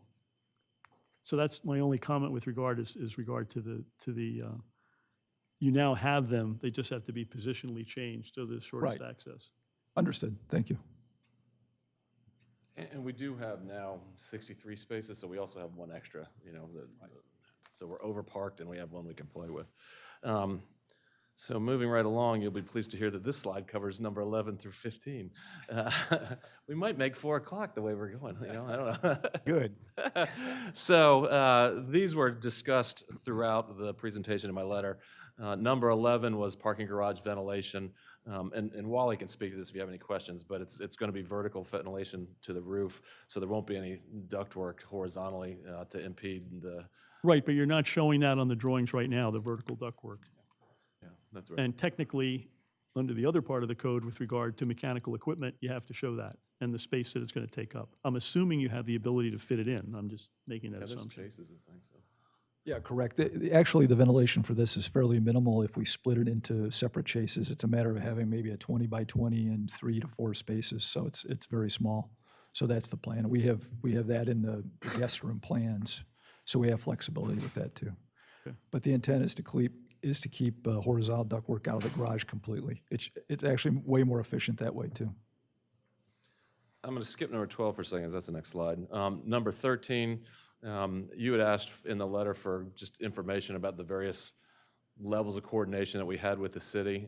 We talked about several of the in-person meetings that we had, and then also I provided just emails sort of coordinating those meetings and the exchange of information. We also saw with Ms. McDonough and Mr. Funk that there was exchange of technical details as well. I will say this, it's been a really good, I don't want to say collaborative effort, because I don't want we're not trying to make the argument that the city somehow okayed this by having these meetings. That's not my point. More that it's a really good process that everybody's gone through, and all the technical folks and the legal folks and the ownership folks and the city staff and the city's consultant have really gone above and beyond, because back to sort of the comments we had about the ramp, this would have been way off if we weren't talking to them, just to have 2 ships passing in the night, it wouldn't have been any good. Even we're kind of past this because the lifeguard station is further along than we are. We'd had even meetings where there was construction calendars mapped out, because the city asked us for that just to see, so we could do staging and try to coordinate that. Bottom line is we've had a lot of discussions with them. It's been very good. So a lot of those coordinated stagings are out the window now, sort of, because they're at one stage and you're at another? Well, it depends on how fast this goes, Yeah, well, I was going to ask you, and you had how a- fast they go, too. That's the other Do thing. you have a sense of timing? We did, but I'll be honest, and Mr. Grayson, who's not here, was the one with GGA, because he was able to plot that out, just with being able to, based on experience, get the approvals, all the technical work done, and then also making sure that we get all of the materials, and all the equipment coordinated. Right. Long answer to it, we don't have that now. So, Okay. yeah. Sooner rather than later, but the hope was, and we would still, obviously, we're not going to stop coordinating with the city now, Oh, no, definitely we're going to not. have to. Yeah, And even with the test wells, there's been great coordination with the city on that, so. No, I think the city will have to continue coordinating with you for any number of reasons throughout the process. But I think the important factor, too, is just it shows the willingness to do that, Yeah. Yeah, great. this has been a great group to work with to do that. The revised plans, that sort of reiterated a lot of things we already talked about with parking height FAR calculations. They've all been clarified. We think they all meet the code. Number 15 is we don't think we need any variances. That was the question asked. Do you think you need any variances? The answer was no, but we've had some conversation about that. Number 12 was refuse and storage. So we referenced in the letter, we talked to Mr. Gosnir and talked with the Grotto's folks to find out what they use now. What's the current operations for that restaurant? And this photograph is literally the dumpster. It's a 2 cubic yard dumpster that they use now. And how it works is, and I don't think it works any differently most every place in the city, really. There's probably a few examples, but it just is rolled out to the garage. The garbage guy comes, he goes in, he rolls it out to the street, puts it in the back, puts it down, rolls it back. And in terms of the number of dumpsters that we think we need, there was a lot of engineering that went into that. No, there was discussions that went into that. There's 6 shown. These are the 6 2 cubic yard dumpsters, so they coordinate with this. We're not sure that we're actually even going to need 6 because Grotto's uses 2, I think, at this point. That's right. As I said, Core Brothers, I don't even think uses a full dumpster. Zelke's, except for shredded tickets that you get when you win an arcade game, they don't have any trash. And hotels, we know from Chris and Wally, surprisingly have very little trash themselves. It's particularly on a 60-room hotel. So we're confident that that's really achievable. As I said, there's actually 6 of those shown in that space. We don't really think we'll necessarily need 6, but we wanted to err on the side of more rather than less. But you're saying they're going to, when the fellows come to collect it, and it's going to be, I don't know if the city is going to collect these, or these going to be a commercial contractor. I think I these assume are it's going to be a private. commercial Yeah, contractor. commercial. Yeah, it would be an independent contractor. Okay. And you have no control over what that truck is that's going to be sent to you. And it can't fit in this garage with the height. That's right. So, There's no intention to do that. right, so they have to be rolled out into the street. And my question really is one of, are you staging them ahead of time? Or No. Okay, they're going to be taken out when the truck arrives. That's right, right. So they're not going to be sitting out all stinky on the street. Right. So, Well, my main concern is one of, although that's an issue, is the exit and the entrance is parallel to another entrance. And so logistically, it can't be blocked at all. So the truck has to be in the center of the street. That's something you can't control. But it's impacted negatively because of the way they configured the right-of-way at the end of Baltimore Avenue. I think it's a gigantic safety hazard. The way they did it doesn't correspond to any AASHTO standard on the face of the earth. And I think it was very poorly executed. The zigzag and the spacing shouldn't be there, but it's a reality. That's not your problem. But it's unfortunate because it creates a logistical nightmare on that street because of that. Again, that's not your issue. You've addressed it. I would ask one question though, is from the standpoint of maneuverability, which is an issue that's been an ongoing one with regard to the a dock and maneuverability on site. The wall that you're currently showing, and you have 2 vertical columns as well, but is that in fact an absolute necessity for this structure? Or is it from an engineering Are you standpoint? speaking of the left to right one right next to the loading area? Right there. This one? Yeah. No, what we're trying to do, probably, what I'd say the best way to describe that is trying to level that area as much as possible. So we don't need a wall there necessarily, but there will be a But variation. you've got the slope, Yeah, and we'll have that's a- problematic. Yeah, right, correct. So there'll be some sort of either a guard. We had envisioned a stub wall there just because you're going to get dumpsters and stuff. It's just, Well, just in general better. principles, what I was leading to is because of the incline or the decline going into the parking garage, you really don't have a safe surface where in fact that whole area could be open. I mean, it can be open. It just needs a 3'6" guardrail, really is what it is. So that wall doesn't need to be there as an obstruction I visually. was only looking at it from the standpoint of maneuverability of a truck. Oh, I got you. which I mean, that- it could be reconfigured slightly and shortened up, I believe, though. I don't think that would be an issue. It's just a matter of, the nuance of how the grades go. I Yeah, agree. I agree. exactly, I agree exactly. with you on that. I have a question about ask- that, though. oh, You go showed ahead. earlier that with the change of the ramp on Baltimore and the change of the height of the entrance to the garage, Right. that it's obviously going to go down fairly quickly, but that the entrance is 8.5 feet, you said? Yeah, 8'4". How does any truck get in that? So it's going to be limited by the height as to what vehicles can get in there. That's the truth. in So, there. but I mean, Again, the standard sort of delivery trucks that you would have, don't they need more than 8.5 feet? Interesting thing is that the code doesn't have, it has Right. width and depth, but not height requirements for a loading. Well, but that's why we have site plan review, because we have a number of things to look at that may or may not be specifically covered in the code. And there are 21 factors, and this is certainly one of them, because it's like, how do you get there from here? Understood. And the other aspect of it is the type of trucks that a hotel typically has. That's what I'm asking. Yeah, Right. no, that's a fair question. Right. So either Mr. Berg or. We're really only getting things from. Oh, you probably have to go to the Yeah, microphone. so. right. So sorry, Chris Berg, Vice President of Operations with Onyx Hospitality. Hold on. Thank you. The trucks that we typically get at the hotel, the deliveries, I should say, are really just FedEx and UPS trucks for the most part. The one exception to that, where we're talking about a semi situation, would be the same situation with Grotto. We'd probably be part of the same delivery for our breakfast program. It's going to come as part of that Cisco truck. But really, those FedEx trucks, those UPS trucks, don't pull into any properties. They stay on the street, make their deliveries, and run off. There's really nothing much. So more you're than that. saying the loading dock might not actually be used? Frankly, we don't have a loading dock at any of the hotels that we operate. I don't know of any in Rehoboth for that matter. Oh, And even if, the- very few. What What's do you that? mean? Every hotel in Rehoboth has one. They have to by code. A loading dock? Yes. I've worked for hotels in Rehoboth that. Don't they? I don't recall. Yeah, Well, yeah, that's what okay. I'm going back to. Yeah, Thank you. okay. the older So, ones but might yeah, be, right, but I think what we've proposed is certainly sufficient for my part of the Well, but operation, for sure. that's another thing. I don't know whether, I'm not saying it needs I'm not saying that now, but I don't know because the code is there. So if you provide one, but it's not usable, I don't know how that works. Well, and we're not saying it's not usable, but it's usable for the types of deliveries that we Okay. would have. And Fair- Adam, okay. if you want to. But, yeah. Adam Webster, Vice President of Operations, Grotto Pizza.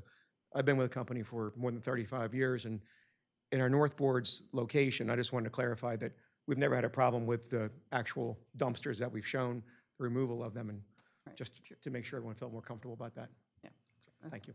I do have a related question, and that has to do with the fact that we're asking the truck driver not to just pull, a dumpster out. I looked, the dumpster itself typically weighs 500 pounds, 2 cubic yard, and then the loading might be another 500 pounds or even up to 1,000. But you're asking the truck driver not to just pull it out of a garage, but the fairly steep ramp up 35 feet to get to where the truck is. And is that realistic?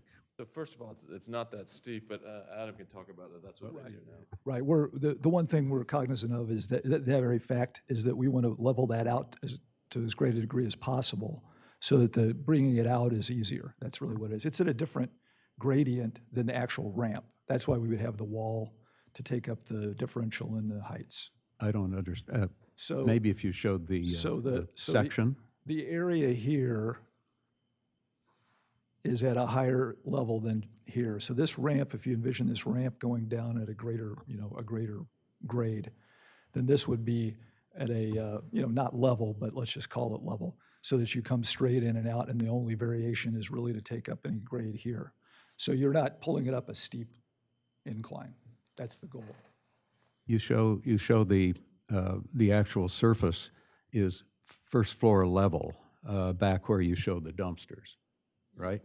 It's a little misleading, this slide, because the shading is related to the FAR calculations, not the actual grade. That's what's a little misleading about it. But the intent is that the ramp for the cars itself goes down at a steep grade, but the loading area and the dumpster area would not be at that same grade. It would be more level. Can you show me on the section? I know it doesn't show that particular grade. That's on drawing 4. So this diagram probably shows us as good as anything we have. Is that this ramp is individual and separate from the area of the garbage and loading. Whoops, let me go back one more. Trying to see if there's a better, okay. So the idea is that the ramp would be here, and then the garbage and loading would be separate. Well, that's not the way it looks on the section. Well, we don't really have a section drawn through that way. It's not. It's on page 4, the section that shows the drive going down in. Oh, yeah, that's right. Yeah, but I guess to clarify, the intent would definitely be that this area would be more at a level area, so you're not dragging dumpsters up a steep.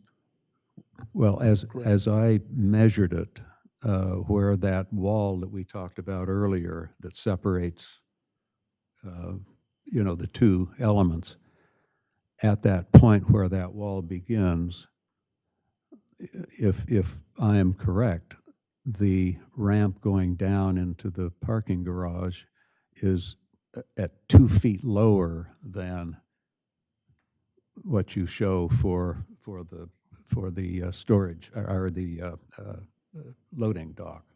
Yeah. And how do you compensate for that? You can't just warp the floor for 2 feet. You mean in this area?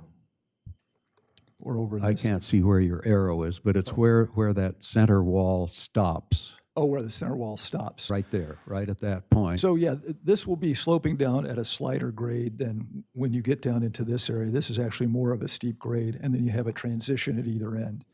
So the intent is that this would only be, a lighter grade at about 6.67% down here, so that you're not actually dragging that thing uphill. And we would try to match this height so that we're making sure that we're not dragging those dumpsters out, against the grade. Can you please put up the section that is on page 4? It's called the rear building section, north-south. That's, you want to draw it on that? That's theirs.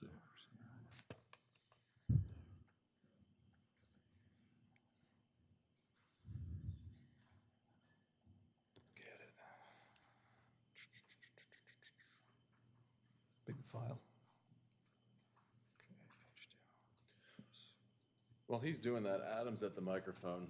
Adam, you have these dumpsters right now behind the North Boardwalk Grottos, back in Sirocco, underneath the hotel, and up a grade. Is it any issue now operationally? There haven't been any issues that it's been brought to my attention.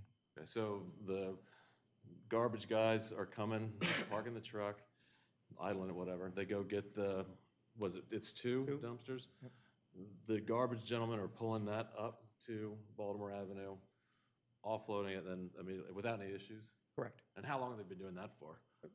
For as long as I can remember, so let's call it 30 years. Yes, so actually this doesn't cut through, or it doesn't really designate that in elevation, but the idea would be If you can that pull that one up, though, that shows the car going down the ramp.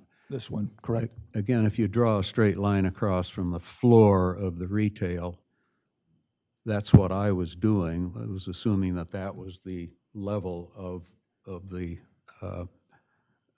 that side of the Right, that side. I think there, And this is then the car ramp going on down. Right, and what I'm saying is that I think we're both saying the same thing. The drawing just doesn't show it, and when we come back for the hearing, we can show that Yeah. cross-section, because there should be another line going across that shows correct, that it loading shows. area. Right, and then there's also consideration that we might have a transition inside here as well. But yeah, this should be an elevation. It doesn't show the elevation of that area. But our intent would be to make this area as level as we can get it. Of course, providing drainage and so forth too for floor drains and maintenance. But we would want that to be as level as possible so that the dragging out of the dumpsters is as easy as we can get it. It looks pretty tough to me right now. Well, yeah, and like we said, this is misleading, because, you know, if you look at this, you'd reasonably think you have to drag the dumpster from where this car is up that slope and all the way up. I'm assuming that it's at the floor of the retail.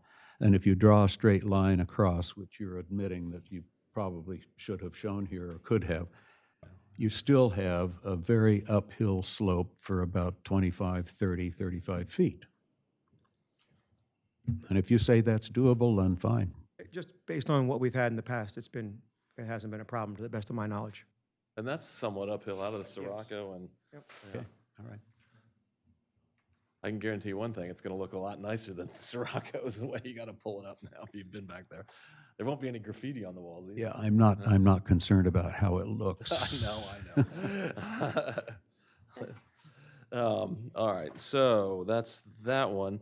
The last one in the letter was comment 16, and that was about the FEMA line. So I'm going to turn this one over to Greg, or not the FEMA line, the DENREC line. Good afternoon, Greg Rischel, Pannoni Associates. If you recall at our last meeting, Mr. Janis brought up a map, a GIS map, and was asking for some clarification about the site's location in relationship to the DENREC coastal building line. And Commissioner Strange was also kind enough to point that out as well. I think we had some of his own experiences with that line. So I went back right away, took that to heart, and I reached out to DENREC personally and asked them to, clarify the location of the line in the city, and particularly in front of this site. And there's a letter here that should be in your packets, and they clarified that the coastal building line is the westerly edge of the boardwalk in this location, and that this site sits landward of that line, which means it does require a letter of approval from them, and that's it, and that will be something that we'll get going forward. So you can show them this letter when the inspector comes by and says, yes, we're okay. I have it framed in my office. So with that's all of the 16 items that were in the commission's letter via Mr. Mehta. And again, we appreciate those being consolidated to one list. I think that made this for hopefully a much more useful discussion. So that really concludes our presentation. What we would ask at this point, we know, I look at it as somewhat of a low bar. You all might think it's a little higher than I do, but, it's just clearing that hurdle to get to the public hearing.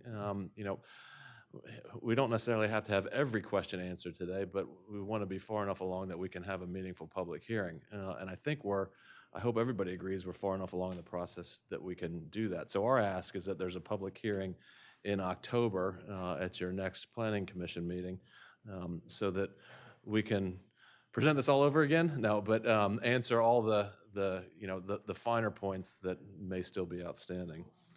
So thank you very much for your time this afternoon, and there may be more questions. Yes, there will be. Yeah. So Yeah, there is. There are technical ones again. One, there was a comment that was made by a citizen, which I think you probably saw, with regard to the elevators. And it is a 4-story building, and I'm assuming that the building inspector is not going to issue a letter that says you can have a smaller elevator than what's required under the International Building Code. The previous drawings that you submitted, when I measured them, they weren't code compliant to the IBC regs. Are they going to be? Actually, we have in I think one of the floor plans, we actually show the 2 elevators, one of which is a larger footprint. We show the hoistway the same size for both, just because it's more efficient for construction. But to answer your question simply, yes, of course we'll have that. All right, so they will be the 7.2 feet? 100%, yeah, 100%. It's already planned into that. The floor plans that were included actually show it diagrammatically in there, so. Okay. But yeah, we're aware of that. Thank you. The other question I have is that if you can, I'd like you to go to the drawing that shows the Baltimore side of the street and the current design that you have and its elevation and its reference point. My concern is when I tried to measure it off your original drawing and then your subsequent drawing, when I looked at it, the rise on Baltimore Avenue, the actual rise in what the city is now going to do, as you pointed out, Vince, that you went off of their drawings for the grading of the sidewalk.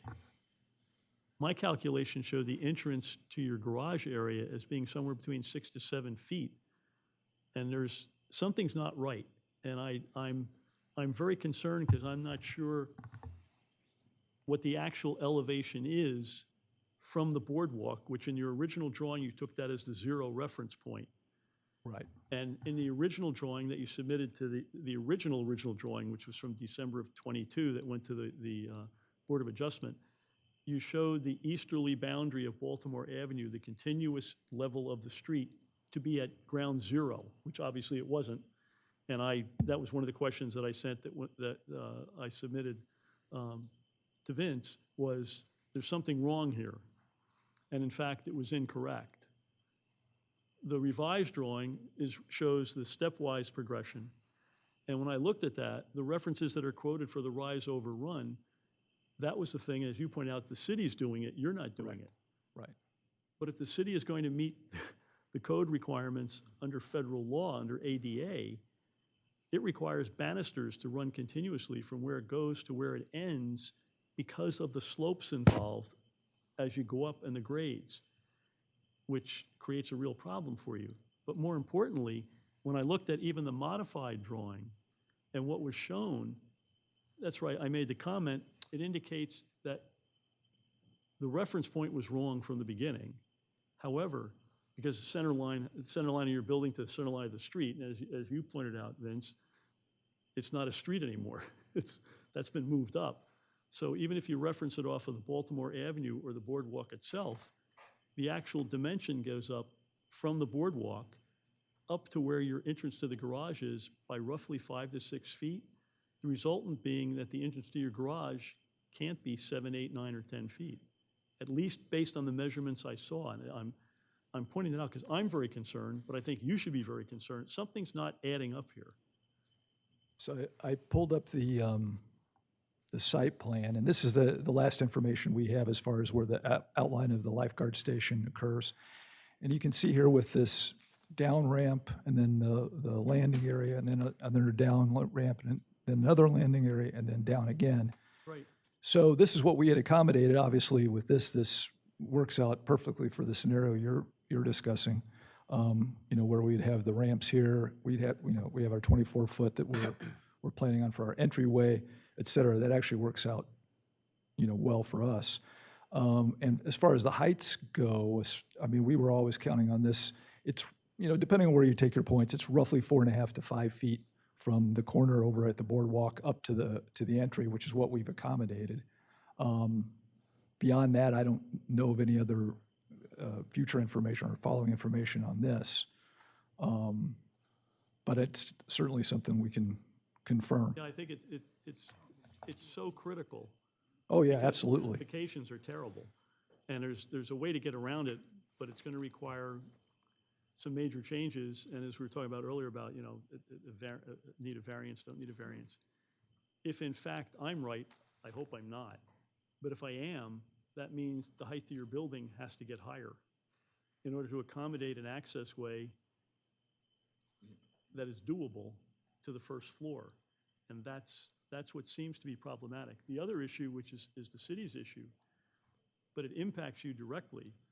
If in fact the slopes are correct and what I said with regard to ADA requirements, if they don't show currently or never talked about putting in the required banisters, you can't have access to most of your building. Right. And Yeah. that's concerning, obviously. I think that, as I recall, I believe that the idea from the design on the sidewalk from the lifeguard station was that at these points where these slopes are designated. I believe, and again, I'd have to go back and see, not actually sure we have that full information, but I believe the intent was to provide the guardrails or handrails on both sides of those slopes so that it would lead down. That would be your where my cursor is, that would be your accessible ramp, so to speak, sidewalk. Then this is a level area which we would utilize for our hotel entry. And then there would be a series of a couple of ramps and another landing down here. I believe, if I remember correctly, they had planned in handrails at both sides of all those areas, and that was the reasoning for that being kind of condensed on the side there with the walls shown, on their plans. So that's something we can definitely go back and review, but that was kind of... It's something that should definitely be reviewed, and Right. I hope it turns out I'm wrong. It sounds like we might want to get the city's engineers into. But they should really, some of yeah, this as I think well. it's, something's amiss. Oh, I'm sorry, something's amiss, and I can't, Yeah, essentially that's the scenario that we had seen, and it looked like it worked from this information that we have here. So that was information that you got from the city? Correct. This outline was actually plugged in from the drawings that we had received. Okay. Correct. And that includes the ramp areas. And the reason it was, to your point, the reason it was very important to us is we needed to pinpoint a level area to have our entrance. So yeah, we were absolutely interested in that. And that's the genesis of some of these locations, obviously, is we're very constricted by what's there and what's going on with the lifeguard station. We don't have a lot of play. So, I appreciate the notice, because it's something we'll go back and double check if there's been something further that I don't know about. But right, because some of the, at least when I looked at it and I looked at the references, the slopes were greater than what is required under the requirements, Fed requirements. we'll definitely review again. Thank you. Yeah, I have a question for Mr. Janis. The reports from the other departments in the city, like the fire department and all that, do those exist for this project? The managers have been pulsed for their reports. Oh, okay. And what has been supplied to us has been supplied to you. So we have them in the packet that we got this? Everything that we have received, But are you we've still given to waiting you. for some? Do you know? I would say yes, we are waiting on some. Okay. Some have not responded. I would just Okay. ask as a follow-up, I don't think we've seen those, because Yeah, that they've been right. uploaded to the docket, so So- I'd make the request that they be shared with everybody. Sure. Yeah, absolutely. And to be fair to the applicant, a lot of the comments that are associated from those reports are already incorporated into our report. Okay. Just the standard, I guess, form that was submitted to us would have been translated into our report as well. Right, and you still have to review the plans again. I guess one of the things I'm concerned about in terms of the timing, in terms of your request about the public hearing next month, is given this issue with the level and the height, and given the fact we may want the city engineers to come in and talk about that, given the fact that there might be some outstanding departmental reports, and given the fact that the building and licensing has not done their final report, it seems like we might need one more of these before going to that. I don't know. It seems like there's some significant gaps. That's all. I hear what you're saying. I'm gonna, I've got to carry the party line here. The concern is that when you saw the letter that was submitted, this is an expensive project. I mean, it's almost a $30 million project. There's a lot that needs to go into it. It's a big economic generator for the city with building permit fees and about $100,000 a year in revenue just off the hotel taxes. The other thing is, the further we delay this, we look at losing a whole nother season where we're dealing with. Well, that's one of the reasons I asked for if you had the schedule. Well, yeah, I mean, and it really comes down to, in terms of getting the final civil and structural plans and all the geotechnical work done, getting that reviewed by the city, getting the building permits issued, and then, mobilizing to construct. We think we could do that in September if everything goes according to plan. But the further this gets pushed back, the further that pushes us back, and we potentially lose another season. So I don't know if either of Mr. Silver or Mr. Silver would like to talk to that. But yeah. Well, there are also some document issues that I raised with respect to the showing of the pedestrian plaza information on the site plan itself, rezoning requirements and so forth, that you might, I don't think it would be an enormous job to go back and review and revise the documents to show this information, but I think it's critical that it is shown. Yeah, no, I don't necessarily agree with that because I think a right-of-way is a right-of-way. Right-of-way doesn't include the pavement, but that's a legal determination. So. Mr. Janis, do you have any feel for when your department might be, when's it get its information that you need and when then your review to be completed? And what we're trying to do is assess what we can and can't do in terms of timing on behalf of the applicant.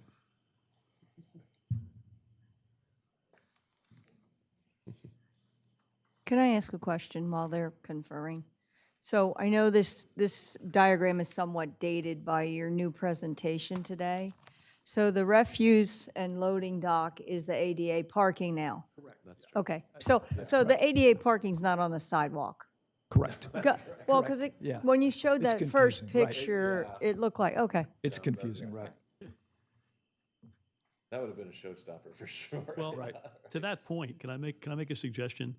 You have the space in your parking area to take the ADA space that's showing on the first floor right at the entrance and put it downstairs so it matches and you have the shortest distance possible in the parking area.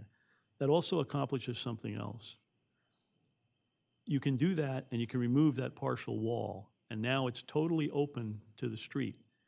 If you put, and one of the recommends I had is, I was going to say, you definitely want to put a bump out to prevent people from speeding out into the street. Because you have several level of problems that you did not cause.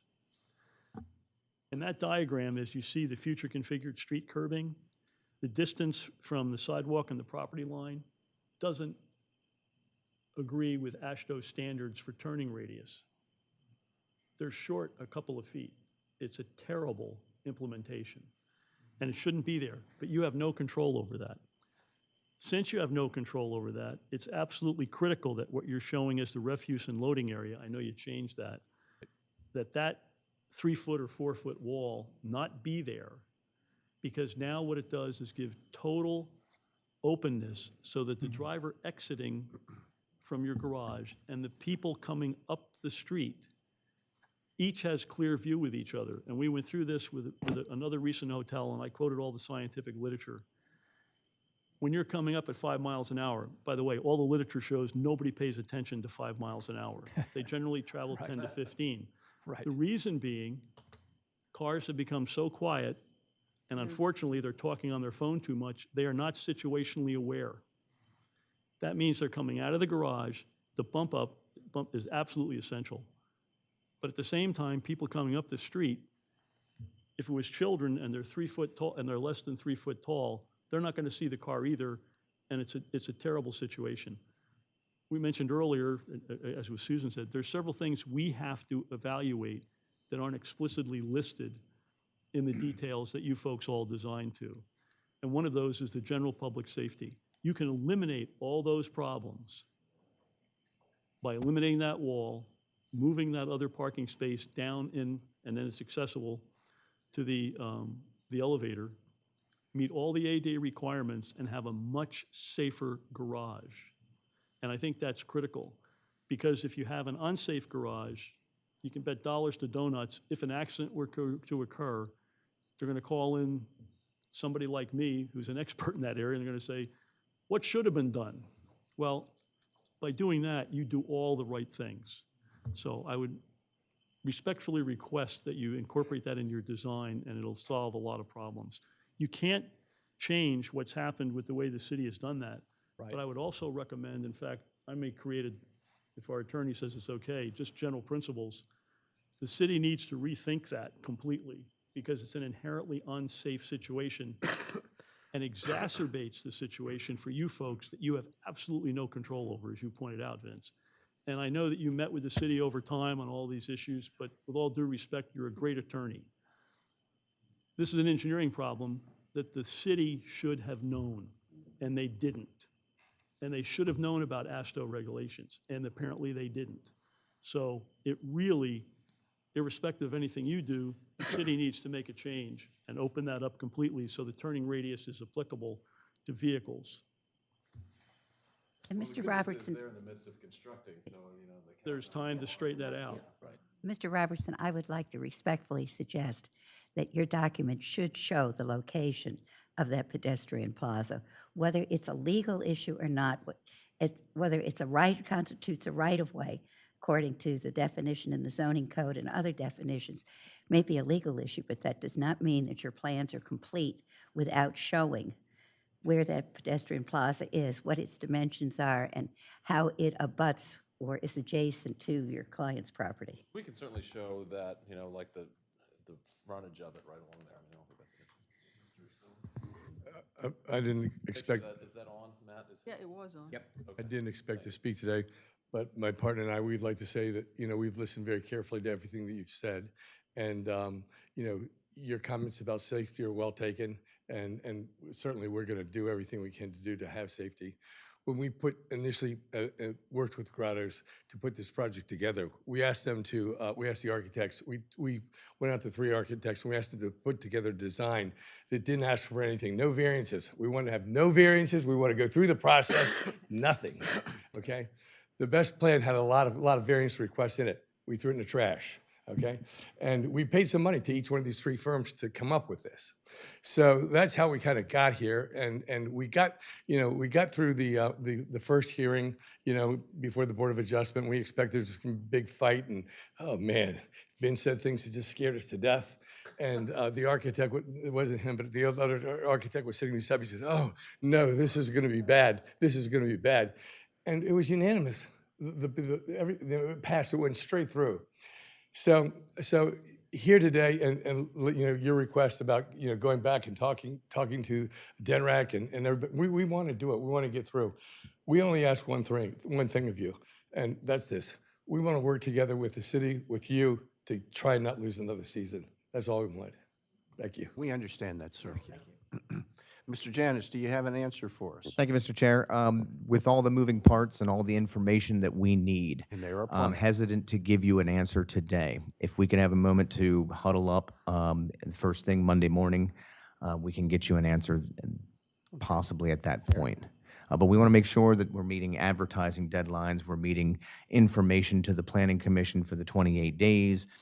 We got a lot of moving parts here that we need to, before we can give you a yay or And nay. although he won't admit it, Mr. Robertson understands that. Let's schedule a public hearing, and then if we need to, well, then we'll put it off. We take public comment? Yes, we have to. Yeah. All right, may I please proceed with public comment? Absolutely, unless there's any other questions. Thank you again for our time, or your time, presenting this. You know, it's a complicated project, but it's a good one. And because it's complicated, there's a lot involved, a lot of questions, a lot of information needs to be exchanged, so we appreciate the opportunity to do that. Yes, sir. Can I say something, Mr. Chair? I appreciate the comments, and I appreciate the efforts that Vince made and the dialogue that occurred with our attorney so that we could generate more questions, get them physically written down, get them to you, and then even your responses generated more questions because it was things like, oh, shoot, I didn't think of that. Case in point being this issue of the gradient on Baltimore Avenue. But that process was accelerated by literally a couple of months by you working with us and generating those, and we got you fast responses, and you came back with fast responses. Otherwise, it would have been another 2 or 3 months trying to get to the same position where we are right now. So I think it's shown that we can have a cooperative system and have it work very, very effectively, and that's only possible with your cooperation as well, which you've done. And I thank all of you for that. Is there anyone from the public to speak today concerning this application? Yes, sir. Please come forward, state your name, and 3 minutes would hopefully is plenty. Hopefully, I don't need that long. Ernie Felici, Beacon Hospitality, we're ownership of the Admiral. I wasn't planning on commenting today until I saw something on the presentation that I just would like clarified. Number 7 showed the lot line that we were looking at. It was going through the Admiral's pool and deck. I just want to make sure, since it was being entered into the record, that we're not losing a pool and a deck. There's going to be pool passes to one half of that Right, I just pool. want to make sure. No, there's not any claim of Okay. ownership. That's just a line. All that right, they carry, thank you. so. And the other thing is, before it goes to public hearing, I think a meeting with their team and the Beacon and Admiral team about safety concerns about construction underpinning the building with the whole, everything we learned with the Bellhaven. We're not privy to the full reports, so we just want to make sure that we understand everything going into this process. Yes, sir, that's certainly Very fair. reasonable. Ms. McDonough, if you want to talk about that. I just want to say one thing regarding some of the terms and technical terms and colloquialisms. So we have, I believe we had talked about submitting a FOIA request to get the structural drawings for your building so that we could better understand the foundation systems that's there. In our world, and Mr. Baker can speak to this as well, underpinning is something very specific. In a previous meeting, someone said liquefaction. These terms aren't defined in your code, and I caution how you use them because they can mean different things to different people. I certainly understand your concerns, and we are, the building will have to have excavation support. Underpinning is a very specific thing, and we can neither say we are or aren't going to underpin your building until we better understand how close to your building line and the foundation system that you're going to be on. But we can't underpin your building without your approval first and then also a permit. So Fair enough. So I just want to clarify because this came up on another project. Underpinning is something very specific, and at this point in time, we are not planning on doing it, but we can't say for sure until we better understand how your building is supported and then how we're going to support ours. So right now, those documents are out because we filed a FOIA request. So Okay. we're going to go look at them on Tuesday. Okay. So we can educate ourselves. So Great. we just want to make sure that everything's on the table, everything's transparent, and that the protection of the Admiral being built in 83 and 84, and the Understood. structural integrity. So is the FOIA process in process? Apparently, it's all laid out, waiting for us to go look at it. So we're going on Tuesday, And- the Moore family and myself, and we're going to go review those documents. Can you figure out how to be there? If I'm allowed and Sure. yes, we will be there. And great. we completely commit to coordinating with all the property owners, including the Moore family. I'd hate to, and I don't mean this to sound negative, but that meeting may not be as fruitful now before a public hearing. It sounds like it would be more beneficial as the construction plans are all the above. finalized. Certainly, we can exchange documentation. and do all that. And I'm not saying that you guys are doing anything, but we haven't had a meeting yet. Yeah, So yeah, no, it's right. probably worth to start the process now, and just that we understand everything. And we're certainly committed to doing that. I think it would the other reassure thing us is, too. I'm sorry, what was that? I said I think it would reassure the planning commission too. Oh, no, for sure. And You all to start talking. the other thing is, as Ms. McDonough talked about, it was in the letter as well, is that her role doesn't, or GTA's role and hers too, doesn't stop, once we get a plan approval. There's going to be monitoring just to make sure that everything's done correctly to stop any adverse consequences to the adjoining properties and to make sure it doesn't happen in the first place. So, yeah, no, we're totally willing to have that open conversation with you all and everybody else Great. too. Thank you. No, you're welcome. Any other member of the public? All right, close the public comment portion of this. Now, I don't want you to get false hope. Okay? I'm an optimist. Come on. Be a realist. But could we, members of the Planning Commission, can you tell me your availability on October 10th if we need to have a second meeting in October? And we might, no matter what this is. Yeah, no matter what because we've happens got two with other this one, we projects. have other projects. But Right. can you tell me you have, I'll be absent. okay, anyone else? I'm available, so. Basically I have to check our calendar. Thursday. Okay, all right. Well, just let me know if you would. And, Is the regular meeting the 12th? yes. No, it's the 11th. 11th. Oh, the So it'd 11th, be I'm sorry. back-to-back Thursday, Friday meetings like we've done. We're just trying to stay ahead of the workload. And just, related to that, I guess, regardless of when the Planning Commission gets any additional report from city agencies, based on what you've heard today, it sounds to me like maybe revised plans need to be submitted. To me, that's probably the most important thing is, we don't get into a situation like we've had in the past where there was a hearing scheduled on plans that were not ripe for action. So part of it, I think, with all due respect, is how quickly you guys can turn around another set of plans based on what you've heard today, and we all can be in agreement. That's the set of plans that's going to be considered at a hearing. No, Even if we don't have all the reports, at least we have the plans. No. And it sounds to me like some of these plans need to be revised, or at least clarified which ones we're looking at, which ones we're not, including this clearance issue. And I think with most of, they're not major revisions. I think it's, just showing things that we already have. Exactly. Yeah. Well, that part of it's on you. Understood. Right. Anyone else? I just have a question. With regard to the questions that we just raised, the very physical ones, can you do that within a matter of a couple of weeks? And I guess you could submit it to Luke, and then we can see that, if you're comfortable with that. I'm not asking you to make a commitment, but can you do it reasonably quickly? You have to get information from building and licensing too, and from the departments. Yeah. When you say These two are interconnected. I mean, Yeah, I guess it's interconnected with. we'll get it to you as soon as we can. I'll commit to that. Because if we're going to try to do double meetings, we need that data, can't get it the day before. No, I totally agree. None of us will be able to prepare it if we get it the day before either. It won't be meaningful. all right, members of the commission, thank you for your hard work. But we have a couple other agenda items. Really? We have to do consideration of the members of the mixed-use task force. Yes, and we have that's to hear right. something about the building inspector. Can I, so what happened? We'll get back to you. Yeah, we've got If things you in get back to play. us.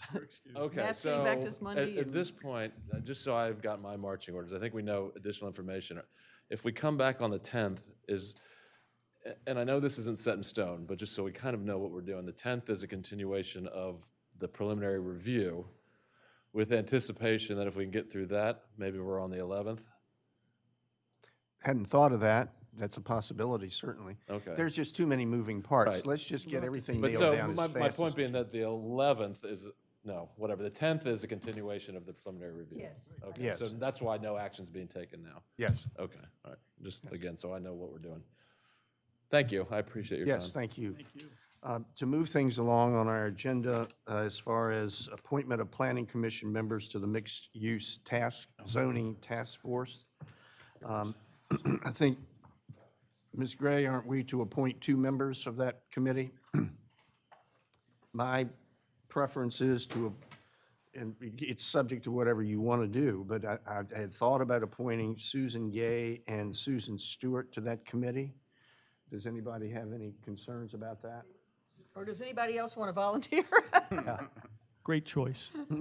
Yeah. As long as we All don't right. get names mixed up, I think we'll be fine there. Yes, Susan and Susan. You only have to remember one. All right, then that is done. And building inspector's report, I assume there is none. There's none from the building inspector. Certainly have provided numbers, I believe, to you that you can take a look at our normal kind of thing through the commissioners. And maybe Ms. Gray could have some to add.